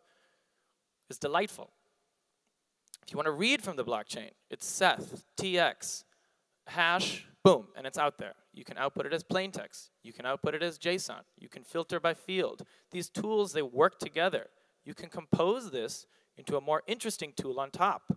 The next tools I'm going to describe build on top of Seth. At MakerDAO, we build our entire feed infrastructure on top of Seth. If you're doing anything interesting on the blockchain that's reading information from the blockchain and using it on the command line, I guarantee Seth will make your life easier. I encourage you to look into it. If you want to get logs from a contract, Seth, logs, address, there they are. If you wanted to stay alive and report logs as they come in, -- follow. You can compose Seth commands. Here we have Seth, send, address, value, a subshell, and a nice little conversion function. Isn't it annoying going from ETH to WAY sometimes? The next tool is called DAP. DAP is our developer multi-tool. It helps us use Solidity and it helps us develop dApps. DAP build invokes the Solidity compiler, the C++ compiler, which is very fast. It's possible you're not used to using it, and you'll be shocked by how fast it is. It's much faster than the JavaScript compiler, and if you're in a hurry to make your DApp, you really want to invoke the C++ Solidity compiler. It has testing. It has a native Solidity unit test runner. If you don't want to switch to some other programming language to write your tests, you want to keep that context on Solidity, you can write your tests in Solidity, and it has stack traces. Isn't that nice? You never had stack traces before in Solidity. So it makes debugging much, much easier, and it runs your tests really fast. I'm talking 150 tests in under a second.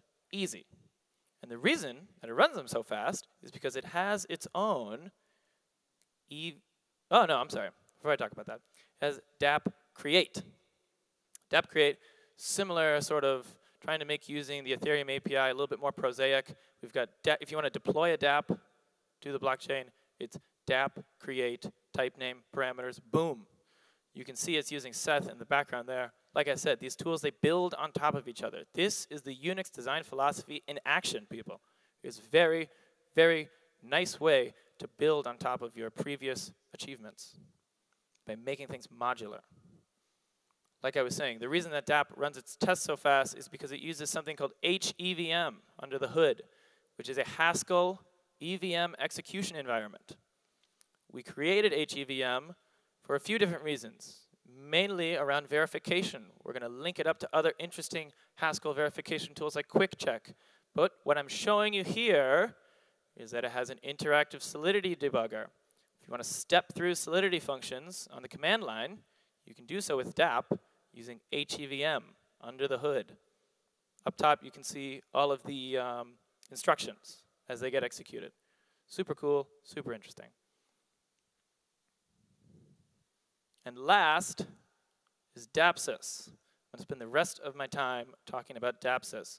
This is our provable standard library of smart contract building blocks. A ton of useful stuff here. And the reason I say it's provable is because it was built with an eye towards formal verification. It is the truth that not all contracts are equally provable. You have to build with the expectation that it will be verified in the future. And that is what we've done with DabSys. A lot of it is going to sound familiar to what I've been saying so far. You have to make them really, really small, easily isolatable, so that you can check their invariance, and then it can slot into a larger system. The Unix design philosophy. This is a proven approach to design. I told you. This appears here in DabSys. There's a ton of useful building blocks here. I could honestly have a whole talk about each one of these. I'm going to talk about 2 today, but first, let's talk about DabSys at a high level. At a high level, there are 2 main types of DabSys packages: boxes and mixins. Mixins will appear very familiar to you. These are base classes. You mix them in to your DAP logic to get access to interesting functions and modifiers. Here, my DAP is mixing in DSAuth and DSMath. DSAuth is providing access to this auth modifier, and DSMath is providing access to this wmul function. I don't have any time to talk about DSMath, but what I can tell you is that this is a very interesting safe math library, probably the most interesting safe math library in the business. It does not just do overflow protection. It does interesting types of token mathematics, and that's what wmul is doing there. The second high-level idea are boxes. This is a concept that we've invented to describe safe, prefabricated components that you take directly off the shelf and put onto the blockchain without modifying them. You think of them as boxes. Again, I'm reusing metaphors here, but what we're doing is we're taking components, we're putting them on the blockchain, taking more components, and then we're wiring them up. It actually looks a lot like hardware design. Prefabricated components and wiring them up into dApps. That's what we've got here on the slide. We've got a bunch of boxes that have been wired up into an interesting DApp. Most of MakerDAO is made up of boxes that have been wired together. There's actually relatively little custom code when you look at the whole thing. You don't need to write that much, and you don't need to change the code. You don't need to inherit from it and add in your own logic. You just take it off the shelf, put it right onto the blockchain. So let's talk about a mixin, and then let's talk about a box that it enables. This right here is the DSAuth Mixin. If you don't take anything else away from this talk, please consider using DSAuth. So that means wake up in the back if you're not paying attention. This is the only thing that is truly important in this entire talk. DSAuth is a mixin that allows you to abstract your authorization logic away from your dApp's business logic. What I mean by that is that your dApp can just focus on whatever it was created to do, and it doesn't need to think about who is allowed to call it, why, when, or how. And the way that it does this is by providing a DS authority object. All DS auth types provide a DS authority member. DS authority is an interface, just like ERC20 is an interface. It's a function that different boxes are expected to implement, and that function is can_call. Can_call will respond true or false if the source can call the function on the destination. So here we've got Bob calling the finalize function on the auction. And the auction asks its DSAuthority box if Bob can call the finalize function on the auction. And the DSAuthority will respond true or false based on any arbitrary business logic. And this is what makes it interesting, and this is what makes it important. Because that business logic could be as simple or complex as you want. Look at all this business logic. The DSAuthority could be a simple whitelist. Bob can call finalize. It could be a time-locked whitelist. Bob can call finalize in 2 days. It could be a role-based permissioning system. We have one of those in DabSys. Bob is a member of group 1, which can call finalize. Or, and this is where it gets interesting, Bob can call finalize in 2 days unless the token holders veto him. What I'm saying here is that DSAuthority moves the conversation forward on governance. This is blockchain governance right here. This is what you're looking at. Your dApps are your dApps, and your governance is your governance, and your governance is the DSAuthority interface. If the entire community converges on can call, that's it, just can call, I promise you 2017 will have been a good year for blockchain governance. This is a germane idea. This is a new idea. And if we can think in this way, abstracting authorization away from governance, we will move significantly beyond the only owner modifier, and we can start using the auth modifier. This is a big deal. And I'm going to show you. Yeah, thank you. This is a big deal. This is blockchain governance right here, DSAuth. Write that down. And I'm going to show you now a box that is enabled by DSAuth. That is the DSToken Box. DSToken, as you can imagine, is a token. It's an ERC20. And it is of type DSAuth. And the reason that it is of type DSAuth is because it has 4 new functions. Stop, which stops token transfers. Start, which restarts token transfers.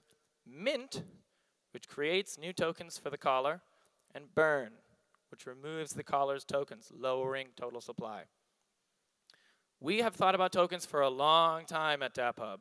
We're one of the most senior teams in all of Ethereum. We've thought about tokens basically as long as Ethereum has existed. And we have decided, based on our love of the Unix design philosophy and our own needs in MakerDAO, that this covers the entirety of the token use case. Because what I'm saying here, what I'm up here on stage to say, is let tokens just be tokens. Just have them be tokens. They're just a database of token balances. They can only do a few things. And here we can see in this diagram that they can still be interesting parts of dApps, right? We've got Bob here calling his claim reward function. The distributor is authorized to mint tokens and distribute them to Bob, right? We've got fancy things, we've got fancy business logic, it's just not in the token contract. And when you make a token contract, only a token contract, but you still make it flexible with DSAuth and these extended functionality, you can have interesting things. You can think about tokens in better ways. Let me show you an old way that we used to think about tokens.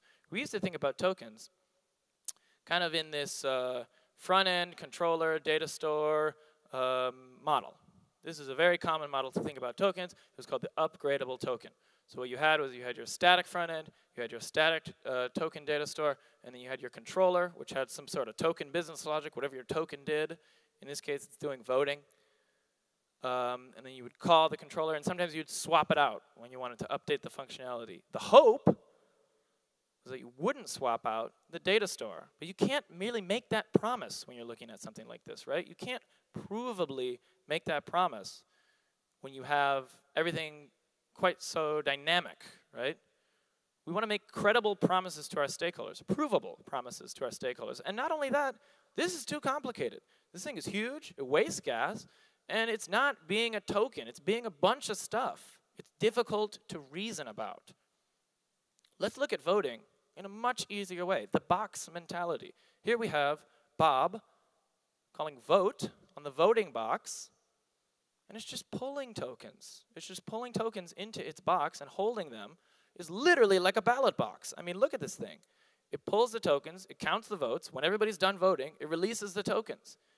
Much, much better way to vote. The token is the token, the voting box is the voting box, and look, the voting box can be an authority, right? This is what I'm talking about when I talk about token governance. It can be a DS authority for an entire system of dApps.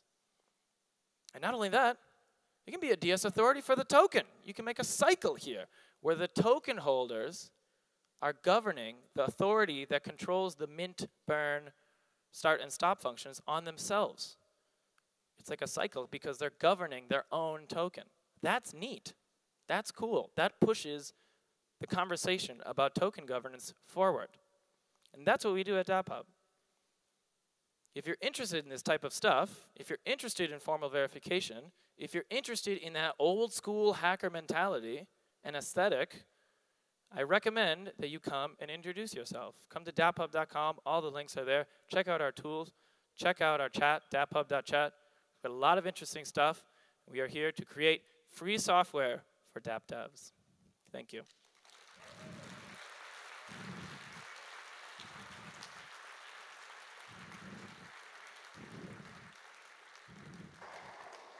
Thank you, Andy Milenius of DapHub.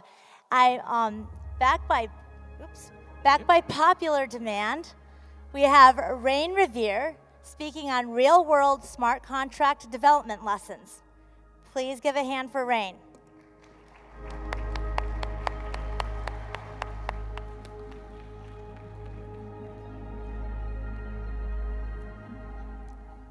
Hello. It's so nice to be back. Good to see you all. So my name is Rain Revere, and I'm a smart contract developer. I'm the lead architect at Shapeshift Prism, and I'm also the co-founder of Maiden. I've been doing smart contract development for a couple of years, and our team has learned so much along the way, and it's really an honor to be here and to be able to share some of those lessons with you. And it's especially an honor to be one of the few women up on stage. I'm a trans woman, and I love this work, and the community's so amazing, and so it's such an honor to be able to share some of this expertise and really dig into the details. So when I was thinking about what I could possibly share, I wanted to give something that was really practical, and so this talk is going to be pretty straightforward. We've got lots of things that we learn doing smart contract development in the real world. So that means production level, handling lots of ether on the live network, which, as you can imagine, has a lot of responsibility that comes with that. So what you can expect from this talk is that I'm going to go from low level to high level. So all of these are pretty practical tips for all the smart contract developers in here. And I'm going to start with the code, and we're going to go over some details, some patterns that I've learned and our team has learned from. And then we're going to end on some higher level patterns, especially when it comes to being a leader on your team. How do you lead as a smart contract development engineer? So first, the low-level patterns. Central logging is something that took me a little while to find my way to. And when you design your smart contracts, you want to modularize things, right? We all know that as software developers. But there's some quirks in the EVM, at least at this time, that you may not think about ahead of time, but actually lead to a system that is more maintainable and is able to respond and communicate with your server or whatever other architecture you have. And one of those is what I call central logging. In a multi-contract system, logs or events that are fired are really an important way to track what's happening on-chain. All of your off-chain activity is going to be based on different events that are firing. And when you are firing events from different contracts, you generally have to monitor those events separately. So each contract, you're going to be watching those events. And so if you have a multi-contract system, there's actually a lot of benefits to using a single logger contract. And so when you have a single logger contract, all of those events will fire from the same contract and are easier to monitor. So let me just show you how that looks. So here's an example of the logger contract.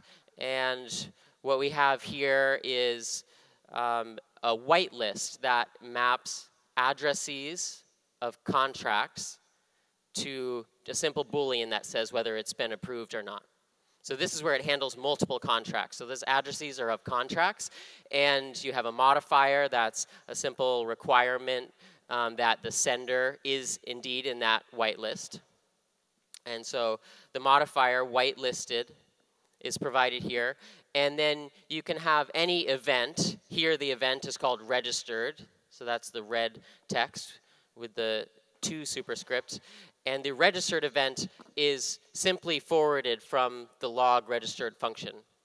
So if you have the owner, which is provided with the owner super contract and then the only owner modifier, pretty standard, you can have an owner contract that is able to register all the contracts in the system. So contract A, contract B, contract C, all of those, there would be an authorized contract to be able to register those. And if that authorized address was set in creation, then you know exactly who has the ability to register new contracts. And then those contracts have the ability to call log registered or any event.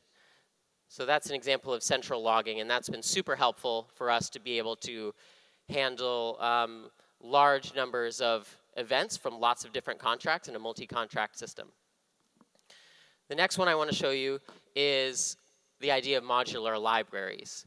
So libraries in Solidity, if you're not aware already, are a way of deploying code once that other contracts can use over and over.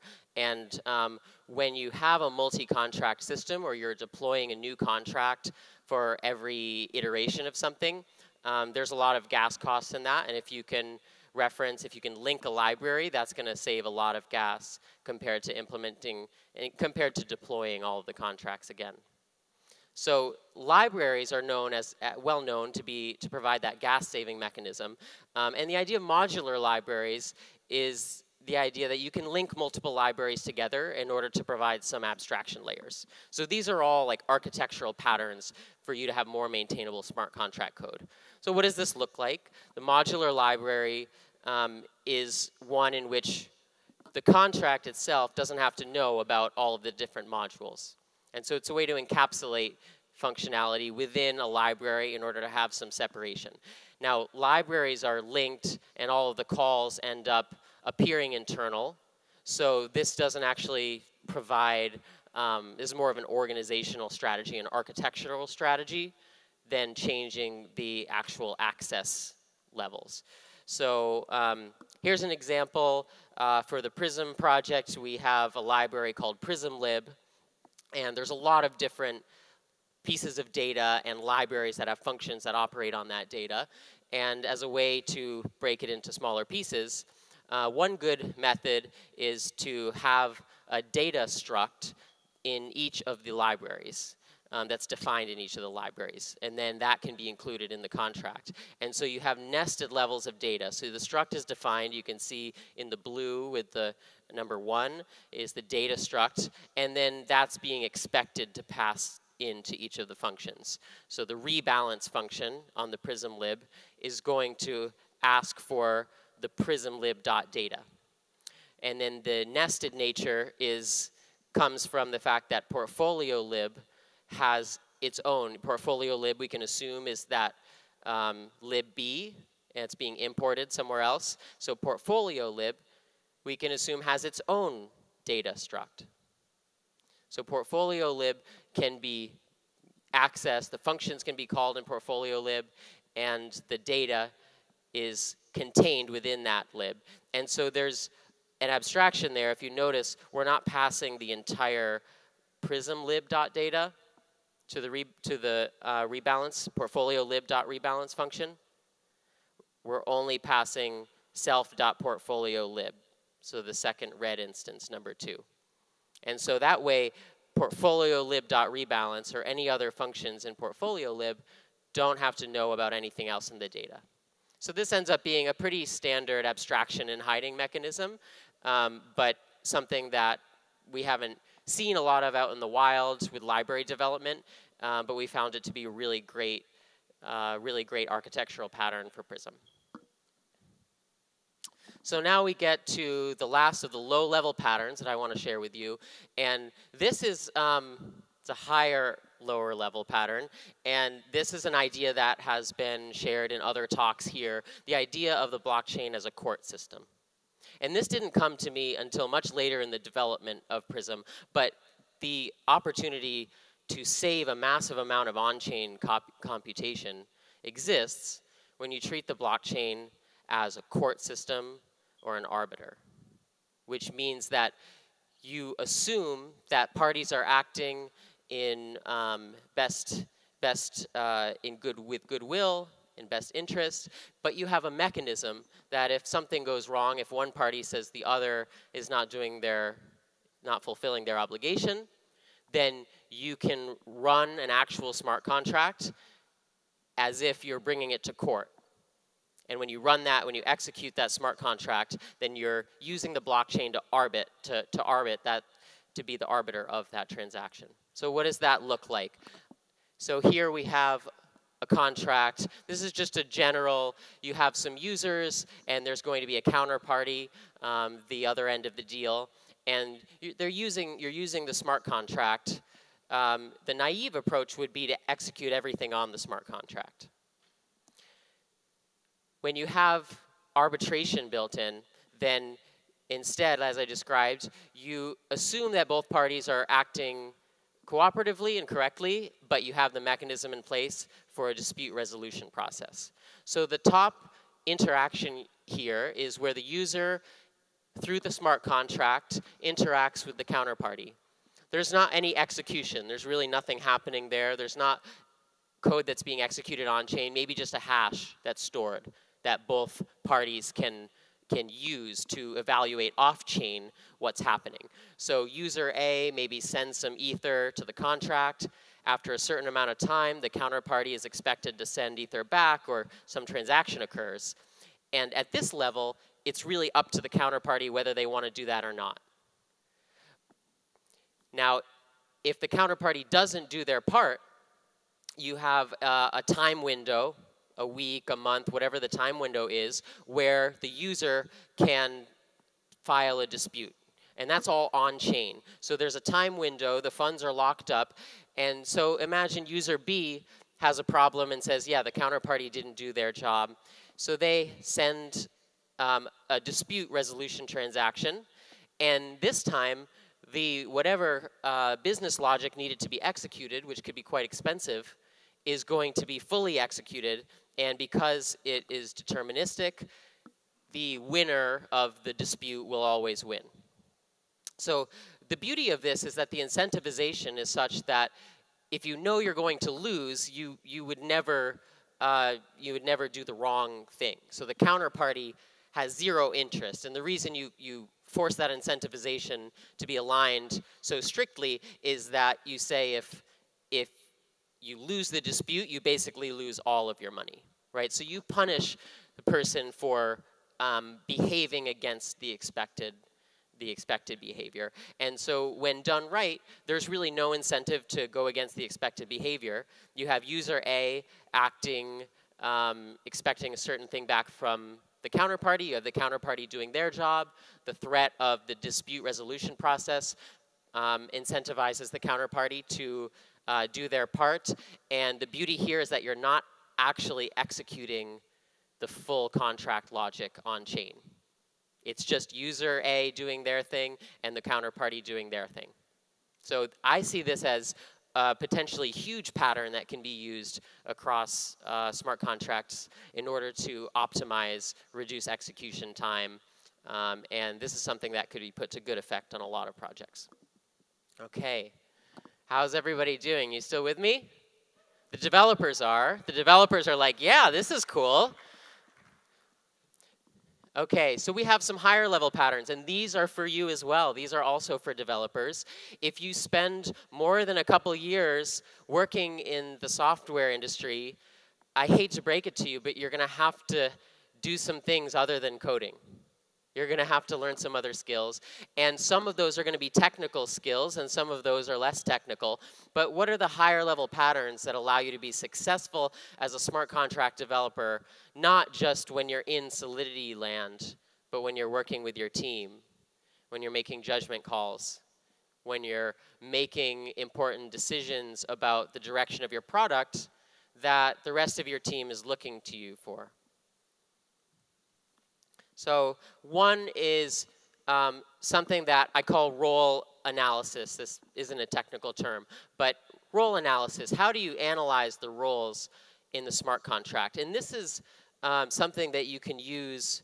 This is simply an approach to smart contract development and design, and you can use it at any stage of the process. So if you're designing a smart contract from scratch, who is interacting with the system? That's the main question you're asking here. Who is interacting with the system, and what are their incentives, and how are their behaviors going to derive from the functions that you expose to these different roles? So I use this both in the design process, but I also use this throughout the entire career of the smart contract system. When you're iterating and you're adding new features, there's always going to be adjustments to the behaviors of the different users and the different roles that are interacting with your system. So to be a really good smart contract developer, you have to understand all of the roles of individuals interacting with your contract, what their different incentives are, and how that affects the overall functioning of the system, right? This is like the essence of the game theoretic nature of decentralized smart contracts. So just some examples. The Prism contract for Shapeshift Prism has a few simple roles. It has a buyer, a seller, and an oracle. And with Prism, the buyer purchases a contract, a portfolio of different digital assets. The seller is putting up collateral to ensure that those assets can be paid off depending on whether the portfolio goes up or down. And then the oracle is another entity that's providing the prices that determines the value of the portfolio. So different roles, and even these simple 3 roles have involved a high degree of analysis and ongoing analysis to make sure that the trust implications are well understood as the contract develops and becomes more sophisticated. Another example is a SALT loan. Let's say you were doing a loan that was backed by digital assets, that was collateralized by digital assets. In this case, you have a borrower, someone who's borrowing cash, and then you have a lender who's offering that cash but then locking up the collateral.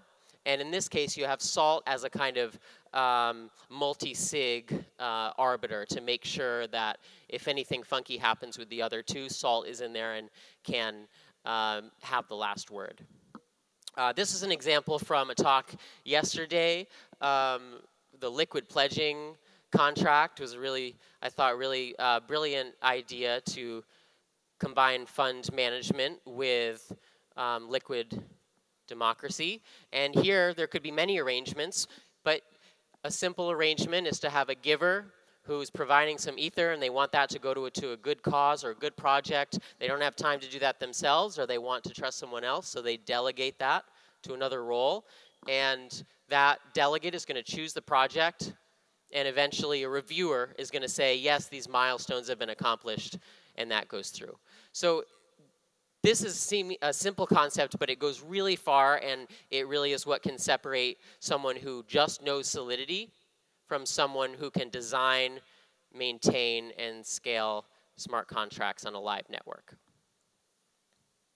Context dependence is another skill that comes with experience and is something that is really valued on a team. And by this, I mean analyzing when one action is true in one situation and the same action might not be true in another situation. I know this is really scary for a lot of you. I didn't get into development to deal with fuzziness and ambiguity either.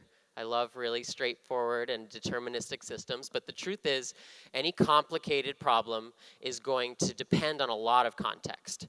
So one example in this space is that you hear a lot of best practices. Best practices are great, but when they turn into hard and fast rules, you can really miss out on the nuances of the situation. So one I see a lot is send versus withdraw patterns. And the advice out there is to always have the user withdraw. Never do a send. So there's like push versus pull, never do a send. And I actually don't like this advice because it's often just taken without much thought. Why don't we do a send? Well, we don't do a send because there's vulnerabilities if you're trying to send to multiple people. You have to be aware that any one person, their fallback function could throw, they could use up all the gas, they could use up most of the gas. So there's risks to sending to multiple parties. Okay, I understand that. There are also situations where maybe you don't want, for the user experience, they don't have another transaction. You don't want them to have to do that transaction. So maybe the send would be appropriate in those cases. Keeping in mind this dictum of it depends, I had a professor in grad school who, this was in my counseling program, and it was beautiful. Every time anybody asked, well, what if you're working with this client and they do this, what should I do? She always answered, she thought about it, and then she said, well, it depends. And that would be her answer every time. So with skill and experience comes an incredible awareness of context. So I encourage you to think about context dependence. And lastly, I want to say leadership in blockchain at the developer level. Because contracts are immutable, technical debt is much costlier. So when you're making decisions as a lead engineer, you have to make a lot of judgment calls because that code might be on chain for a long time. And that's something to keep in mind. Thank you so much. I'm going to go over the patterns just to name them. We talked about central logging, modular libraries, and arbitration as architectural patterns at a lower level. And then at the higher level, I hope you can take some of these concepts away about leading your team, being more dependent on context, and then bringing role analysis to everything you do. Thank you very much. Thank you, Rain.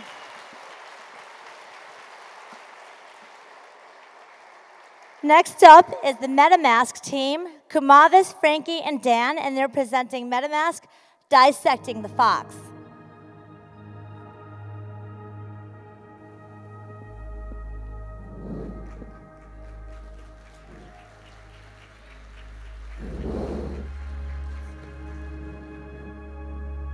Great job.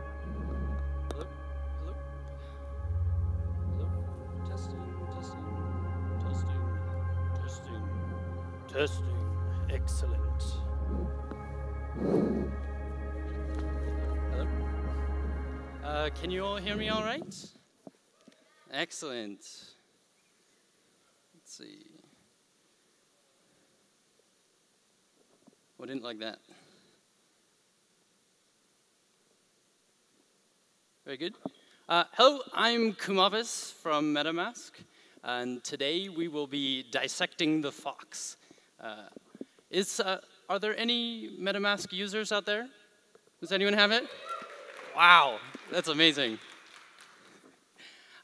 So yeah, we'll be looking at its part pieces and figure out how it ticks. To begin, let's take a look at the eyes and the brain, what we see, what we know. First of all, we know we must be doing something right. We have just shy of 200,000 users and growing at quite a pace. We're in Chrome, Firefox, Opera, and recently Brave. Not in Safari. They have not adopted the standards that we rely on. They like to think differently over there. More on Brave, not just Brave support, but actually Brave integration. If you go to a Web3 enabled dApp in Brave, it'll bring up that bar at the top recommending that you install MetaMask in order to use Ethereum applications for all Brave users. This is fantastic.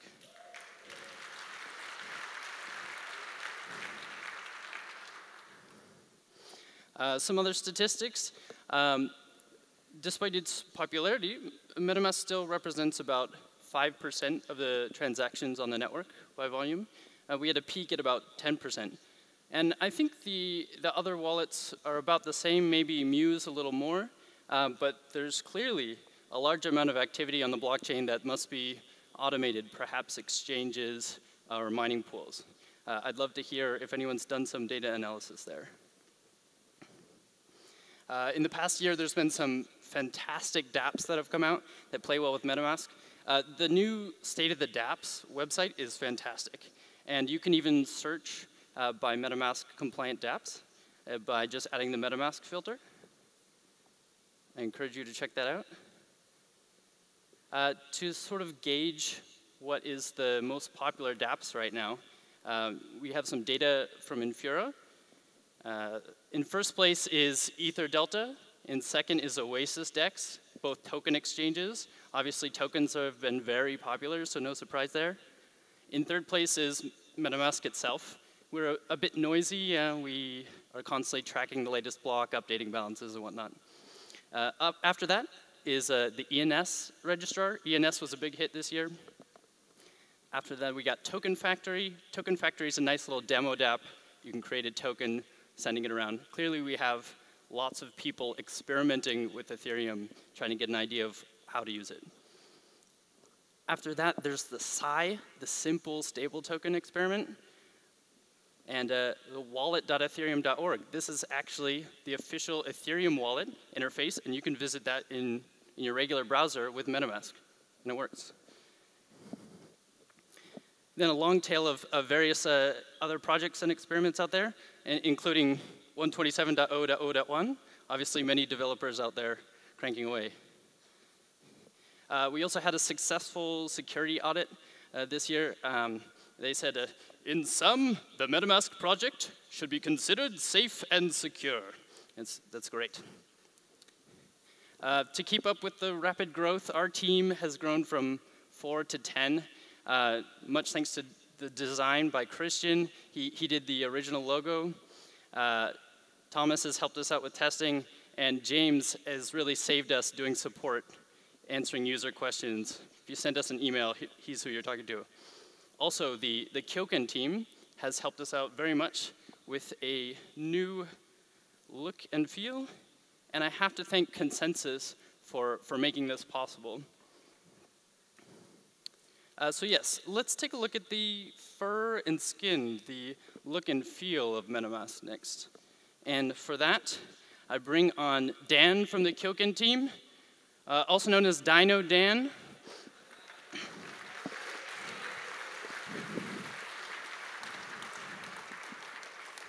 Hey. Yeah? What's up? I'm Dan. I am part of the Kyoken team. We do apps and interfaces for blockchain companies. You can find us at kyoken.io. I will talk about version 4 of MetaMask, the new UI, some token management features, and our new responsive layout with multiple form factors. So as you can see, the new UI here is completely redesigned. Shout out again to Christian for some great work. It looks a lot better and is quite a bit easier to use. We hope you like it. Look out for the rollout in the next couple of weeks on the Chrome Store and several other browsers.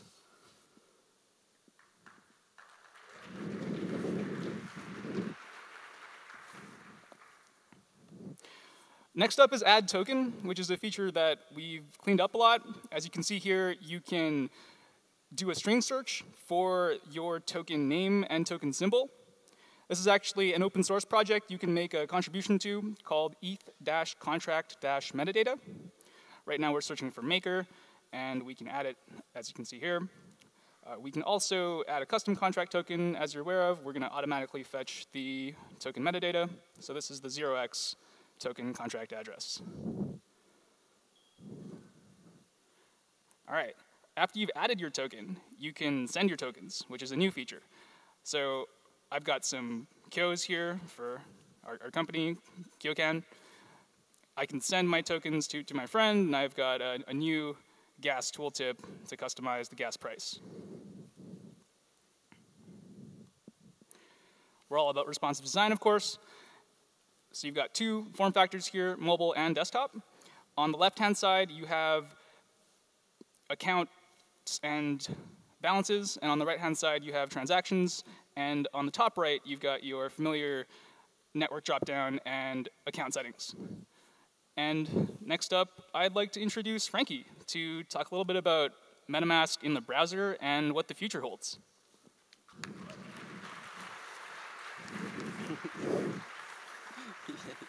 Good job, Ed. Can you guys hear me? Oh, perfect. I can hear myself. Hi, I'm Frankie. I am a core dev on MetaMask. I'd like to thank Dan one more time for coming up and speaking for us. So let's talk about building dApps with MetaMask. We recommend this pattern today if you want to build a dApp. As you can see, it's quite a bit of code, and personally, I think it's a little clunky and that we can do better. I've wandered too far from the laptop to wander back. I would like to announce MetaMascara. MetaMascara is a module that you can require in your build system or drop in as a script tag, like so, to use the CDN. MetaMascara finds the environmental provider and works with MIS, MetaMask extension, and parity. We'll extract it for you.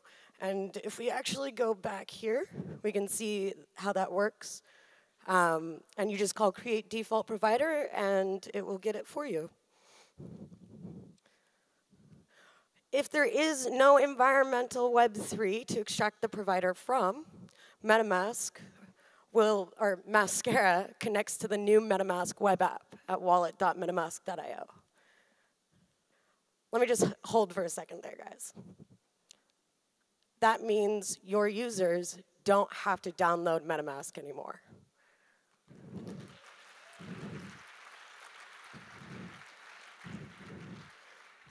To demo this, I've built a little dApp here that we can see how the flow of what it will look like using Mascara.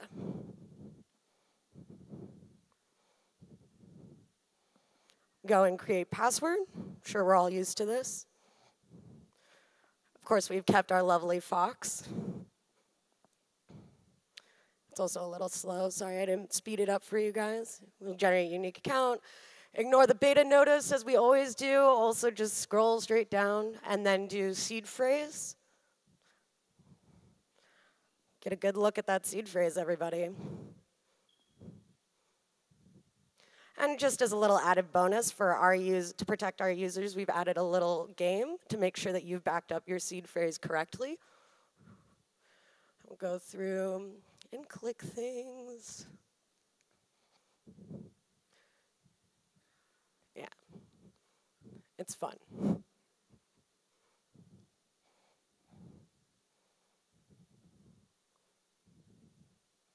Now, of course, I'm only human. Thank God I wrote my seed phrase. As you can see, it's not going to let me confirm that because it's wrong.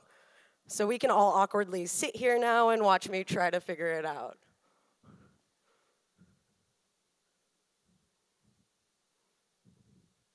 Yeah, there you go. You're doing a good job. It's okay. Yeah.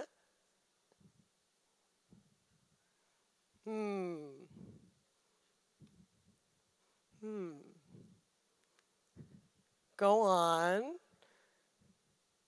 She gets nervous on stage, you know?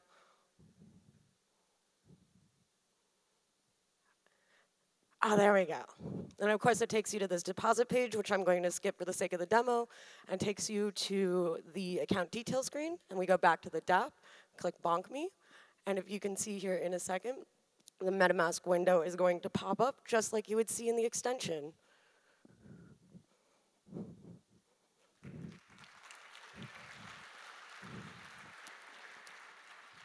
So let's talk about how that works. MetaMask, as you know, it is an extension and provides a single background process for different applications to talk to so users can use the same keys. We've created a very similar flow here by hosting MetaMascara will inject an iframe into the web page that talks to the service worker underneath wallet.metamask.io. The service worker contains the MetaMask core, which also talks to the UI. And moving on. I would just like to remind everyone also that Mascara is a developer beta, and if you find any issues, please report them. We greatly appreciate it. Now I'd like to welcome Kamavis back up stage to talk about the evolution of MetaMask. Hello, hello, hello. How'd I do? Excellent. Yes, let's talk about where this fox is headed. Just a small one to begin with. Debug trace transaction. If you saw the demo for Remixd.Ethereum earlier, it's a fantastic tool for debugging the transaction's behavior in your contract. But previously, it's required test RBC or a specially configured Geth node in order to use it. And soon to be pushed to production, you can use it right in MetaMask against any network you're pointed at.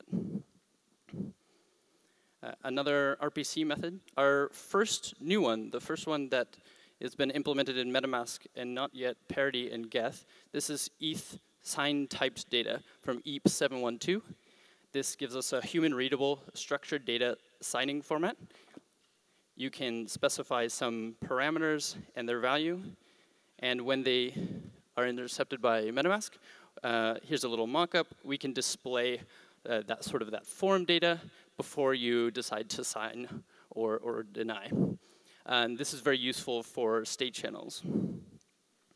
Moving on to some internal organs, the heart really, key management. We've broken out the keyring controller and one of our keyring types, the hierarchical deterministic keyring. And you can use these as modules if you're building a JavaScript wallet. And if you build other keyring types that match that API, they can be added to the keyring controller or added to MetaMask if we build the requisite UI for them. So they slot right in. So yes, wallet developers, please feel free to use these modules. Take advantage of our security audit. We know many people have been waiting for hardware wallet support, contract proxy account support, and coming soon the account abstraction from the next fork. They can be implemented using those keyring types. Another internal organ of MetaMask is the blockchain data source, the provider. We've been experimenting with a IPFS-based zero and light client. What would that look like? Well, it would fit right into the network menu in MetaMask like you're used to. Select Ethereum via IPFS, and it works just like you'd imagine it would. However, since selecting an item from a menu doesn't really make for a great demo, we have a data visualization of what's happening behind the scenes. So this is still a very early stage.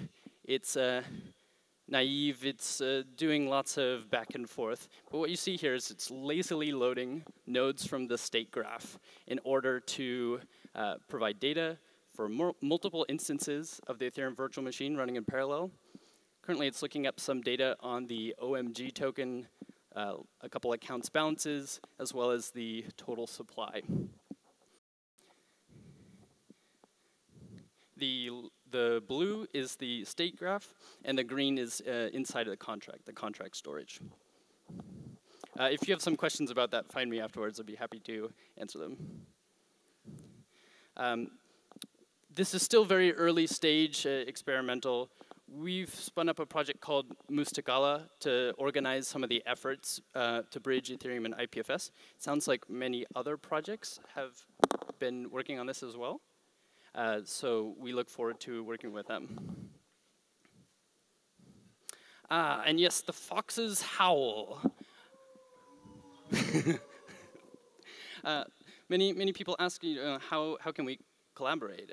We're very open to this. Please just reach out. In particular, if you're doing a token launch and you are recommending MetaMask to your users, please get a hold of us. We've had many support questions over the past year, and sometimes don't know where to direct our users to actually get the information. So please take care of your users, and one way you can do that is to reach out to us. Another howl. How to contribute. Of course, MetaMask is all open source. we would love to have your contributions. We're looking forward to integrating with Gitcoin, Gittoken, and all these incentive schemes that the ecosystem has been creating. If you really like MetaMask, we're also hiring. Reach out to us. Oh yeah, we also would like to highlight a few other things in the peer-to-peer ecosystem. As Joseph Poon has said many times, the blockchain should be sort of the supreme court, and we should only go there as often as necessary. And there's many elements of this decentralized ecosystem that frankly don't need a blockchain. And so I think that we need to explore some of the already existing projects that are doing a great job there. I'd like to highlight the Beaker browser. This is an awesome peer-to-peer browser. It's based on the DAP network, which is comparable to IPFS. It lets you share and serve websites peer-to-peer, as well as create your own websites. Patchwork, which is one interface on the secure Scuttlebutt network. This is a very highly featured social network that's completely peer-to-peer and doesn't use blockchain at all. This is fantastic. I think you'll enjoy exploring its community, so please check it out. Oh yes, and one more thing. That Mascara that Frankie demoed, it works right now on Chrome for Android, right in your browser. So try that out. Thank you.